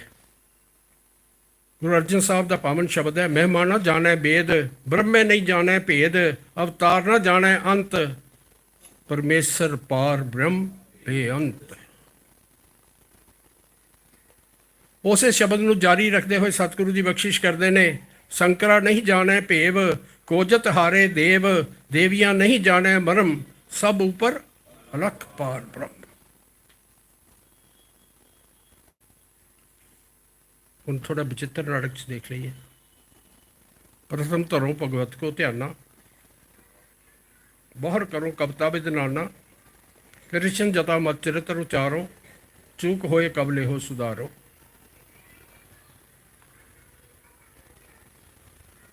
ਕਵੀ ਕਹਿ ਰਿਹਾ ਕਿ ਪਹਿਲਾਂ ਮੈਂ ਭਗਵਤੀ ਦੇਵੀ ਦਾ ਧਿਆਨ ਕਰਦਾ, ਭਾਵ ਉਹਦੀ ਪੂਜਾ ਕਰਦਾ, ਫਿਰ ਮੈਂ ਕਵਿਤਾ ਕਰਦਾ, ਉਹਦੇ ਬਾਅਦ ਕ੍ਰਿਸ਼ਨ ਦੀ ਕਥਾ ਕਰਦਾ। ਨਾਲ ਇੱਕ ਹੋਰ ਗੱਲ ਬੜੀ ਕੀਮਤੀ ਕਹਿ ਰਿਹਾ ਕਿ ਜੇ ਮੇਰੇ ਕੋਲੋਂ ਗਲਤੀ ਹੋ ਗਈ ਹੋਵੇ ਤੁਸੀਂ ਠੀਕ ਕਰ ਲੈਣਾ। ਦੇਖੋ, ਤੁਹਾਨੂੰ ਪਾਵਰ ਦੇ ਦਿੱਤੀ ਪੂਰੀ, ਜੇ ਕੋਈ ਗਲਤ ਹੈ ਤਾਂ ਉਹਨੂੰ ਤੁਸੀਂ ਕਰੈਕਟ ਕਰ ਸਕਦੇ ਹੋ। ਇਸੇ ਕਰਕੇ 1898 ਦੇ ਵਿੱਚ ਇੱਕ ਸੋਧਕ ਕਮੇਟੀ ਬਣੀ। ਉਸ ਸੋਧਕ ਕਮੇਟੀ ਨੇ ਇਹਨੂੰ ਸਾਰੇ ਨੂੰ ਪੜ੍ਹਿਆ, ਪੜ੍ਹ ਕੇ ਇਹਦੇ ਵਿੱਚੋਂ 8 ਰਚਨਾਵਾਂ ਬਾਹਰ ਕੱਢ ਦਿੱਤੀਆਂ। ਜਿਹਨੂੰ ਗੁਰੂ ਦੀ ਰਚਨਾ ਕਿਹਾ ਜਾ ਰਿਹਾ ਹੈ, ਪਹਿਲਾਂ ਉਹਨੂੰ ਸੋਧਣ ਦਾ ਇੱਕ ਕਮੇਟੀ ਨੂੰ ਹੱਕ ਮਿਲ ਗਿਆ, ਕਿਉਂਕਿ ਕਵੀ ਨੇ ਦਿੱਤਾ ਚੂਕ ਹੋਏ ਕਬਲੇ ਹੋ ਸੁਧਾਰੋ। ਫਿਰ ਉਹਦੇ ਵਿੱਚੋਂ 8 ਰਚਨਾਵਾਂ ਕੱਢ ਦਿੱਤੀਆਂ। ਇਹ ਠੀਕ ਨਹੀਂ, ਕਿਉਂਕਿ ਪੰਨੇ ਕਰਨੇ ਸਨ 1428 ਗੁਰੂ ਗ੍ਰੰਥ ਸਾਹਿਬ ਦੇ ਬਰਾਬਰ। ਜਿੰਨੀਆਂ ਠੋਕੀ ਗਏ ਵਿੱਚ, ਉਹਦੇ ਨਾਲ ਬਹੁਤ ਆਕਾਰ ਵੱਧ ਗਿਆ। ਔਰ ਇਹ ਜਿਹੜਾ 10ਮ ਗ੍ਰੰਥ ਨਾਂ ਦਿੱਤਾ ਹੋਇਆ ਉਹ ਸੋਧਕ ਕਮੇਟੀ ਦਾ ਦਿੱਤਾ ਹੋਇਆ ਜੀ।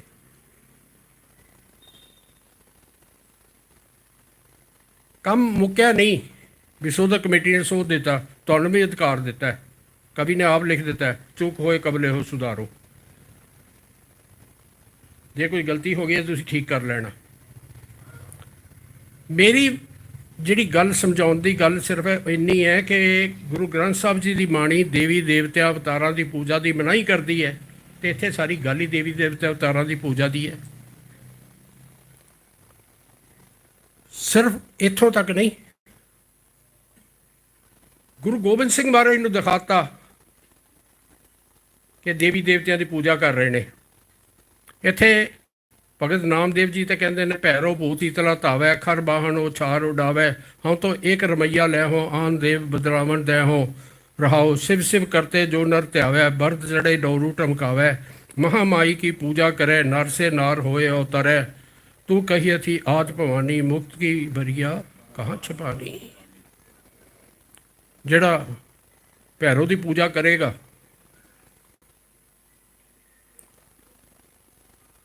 ਭੈਰੋ ਵਰਗਾ ਭੂਤ ਬਣ ਜਾਏਗਾ। ਇਹ ਮਨ ਜੈਸਾ ਸੇਵੇ ਤੈਸਾ ਹੋਏ, ਉਹਦੇ ਵਰਗਾ ਹੋ ਜਾਏਗਾ, ਉਹ ਭੂਤ ਬਣ ਜਾਏਗਾ। शिव शिव करते जो नर ते आवे, बल्द चढ़ेगा, डमरू बजाएगा। माँ माई की पूजा करे, नर से नार होए उतरे। तू कही थी आद भवानी, मुक्त की कहे हम बरिया कहाँ छुपानी। एक पासे सतगुरु जिन्ना देवी देवतियां की पूजा उन्होंने रद्द कर रहे ने, उन्होंने उत्थों सानू मुक्त करा के एक अकाल पुरख दे नाल जोड़ रहे ने। इत्थे गुरु गोबिंद सिंह महाराज नूं जे असीं मन लईए कि गुरु गोबिंद सिंह महाराज की रचना है, जे उस भाग नूं भी मान लईए जिन्हों कहा जाता गुरु गोबिंद सिंह महाराज की स्वै जीवनी है, विचित्र नाटक भाग जिहड़ा है, तो उत्थे भी है। अब मैं अपनी कथा बखानो, कल मैं सवेरे विचार की सी, उही आ गया शब्द। अब मैं कथा अपनी कथा बखानो, तप साधत जे बिद मोयानो। हेमकुंड पर्वत है जहाँ, सपत सिंह सोबत है तहाँ। सपत सिंह ते नाम कहावा, पंड राज्य को जो कमावा। तै हम अधिक तपस्या साधी, किदी तपस्या की महाकाल काल का रदी।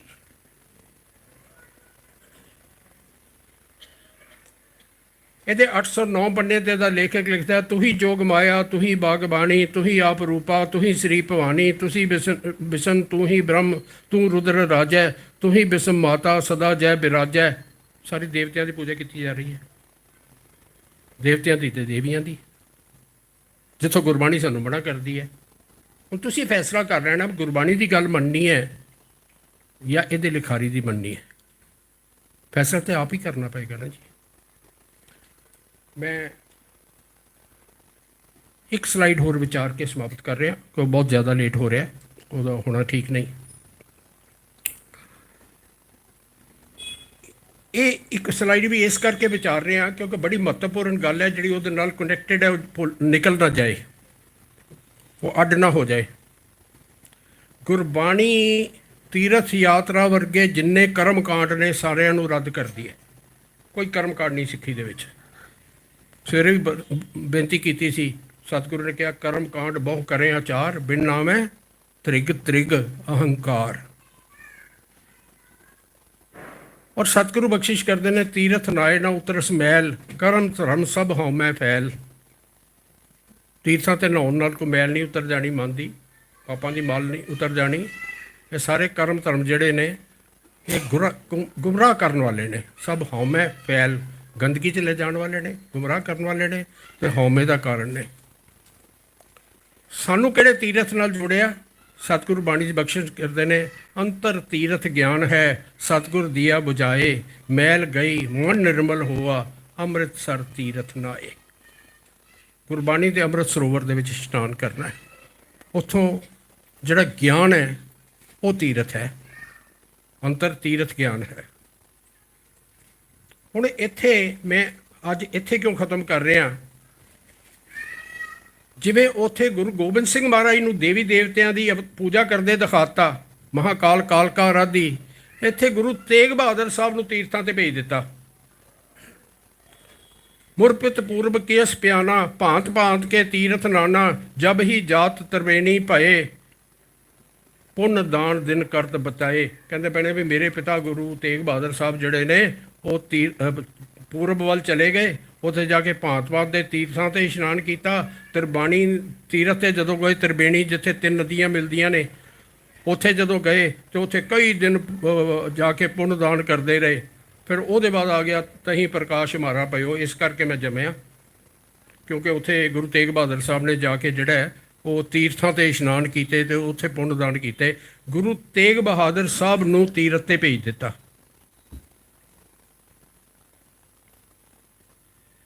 वैसे तो यही प्रमाण बहुत है, पर बहुत ने ये खंड खंड के तीरथ कर हों, बार अनेक अग में बर हों, कांसी बिख्या करवतै पै हों, टूंड मीत तो को तौ लै हों। की सुनावा मैं, कुछ सुनाने वाली गल तो होवे, गंद है। चरित्रहीन औरत है तो अपने आशक दे ਵਿਯੋਗ ਦੇ ਵਿੱਚ ਤੜਫਦੀ ਪਈ ਹੈ। ਉਹ ਕਹਿੰਦੀ ਵੀ ਤੈਨੂੰ ਮੈਂ ਲੱਭ ਕੇ ਛੱਡਾਂਗੀ, ਤੀਰਥਾਂ ਤੇ ਜਾਵਾਂਗੀ, ਉੱਥੇ ਜਾ ਕੇ ਕਰਤੱਵ ਨਾਲ ਆਪਣਾ ਸਰੀਰ ਚਰਾ ਲਾਂਗੀ, ਪਰ ਤੈਨੂੰ ਜ਼ਰੂਰ ਲੱਭ ਕੇ ਛੱਡਾਂਗੀ। ਆਹ ਕਹਾਣੀ ਹੈ ਤੀਰਥਾਂ ਤੇ ਜਾਣ ਦੀ, ਉੱਥੇ ਜਾ ਕੇ ਉੱਥੇ ਲੱਭਣਾ।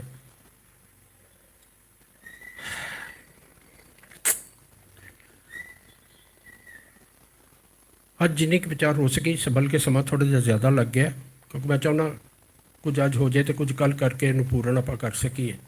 ਕੱਲ੍ਹ ਮੈਂ ਕੋਸ਼ਿਸ਼ ਕਰਾਂਗਾ ਘੱਟ ਵਿਆਖਿਆ 'ਚ ਜਾਵਾਂ, ਛੇਤੀ ਖ਼ਤਮ ਕਰਾਂ। ਕੱਲ੍ਹ ਸਵੇਰ ਦੇ ਸਮਾਗਮ ਦੇ ਵਿੱਚ ਬਾਕੀ ਭਾਗ ਵਿਚਾਰਿਆ ਜਾਏਗਾ। ਆਪ ਜੀ ਦੇ ਮਨ ਦੇ ਵਿੱਚ ਸੱਚਾਈ ਜਾਣਨ ਦੀ ਲਾਲਸਾ ਹੋਵੇ ਤਾਂ ਜ਼ਰੂਰ ਦਰਸ਼ਨ ਦਿਓ ਸਮੇਂ ਨਾਲ। ਕੱਲ੍ਹ ਮੇਰੇ ਖਿਆਲ 9:15 ਵਜੇ ਟਾਈਮ ਜੀ, ਕੱਲ੍ਹ ਸਵੇਰੇ 9:15 ਤੋਂ 10:15 ਦਾ ਟਾਈਮ ਹੈ। ਕੱਲ੍ਹ ਦੇ ਆਖਰੀ 2 ਸਮਾਗਮ ਨੇ। ਸਵੇਰ ਦੇ ਸਮਾਗਮ ਦੇ ਵਿੱਚ ਮੈਂ ਇਹਨੂੰ ਕੰਪਲੀਟ ਕਰਨ ਦੀ ਕੋਸ਼ਿਸ਼ ਕਰਾਂਗਾ।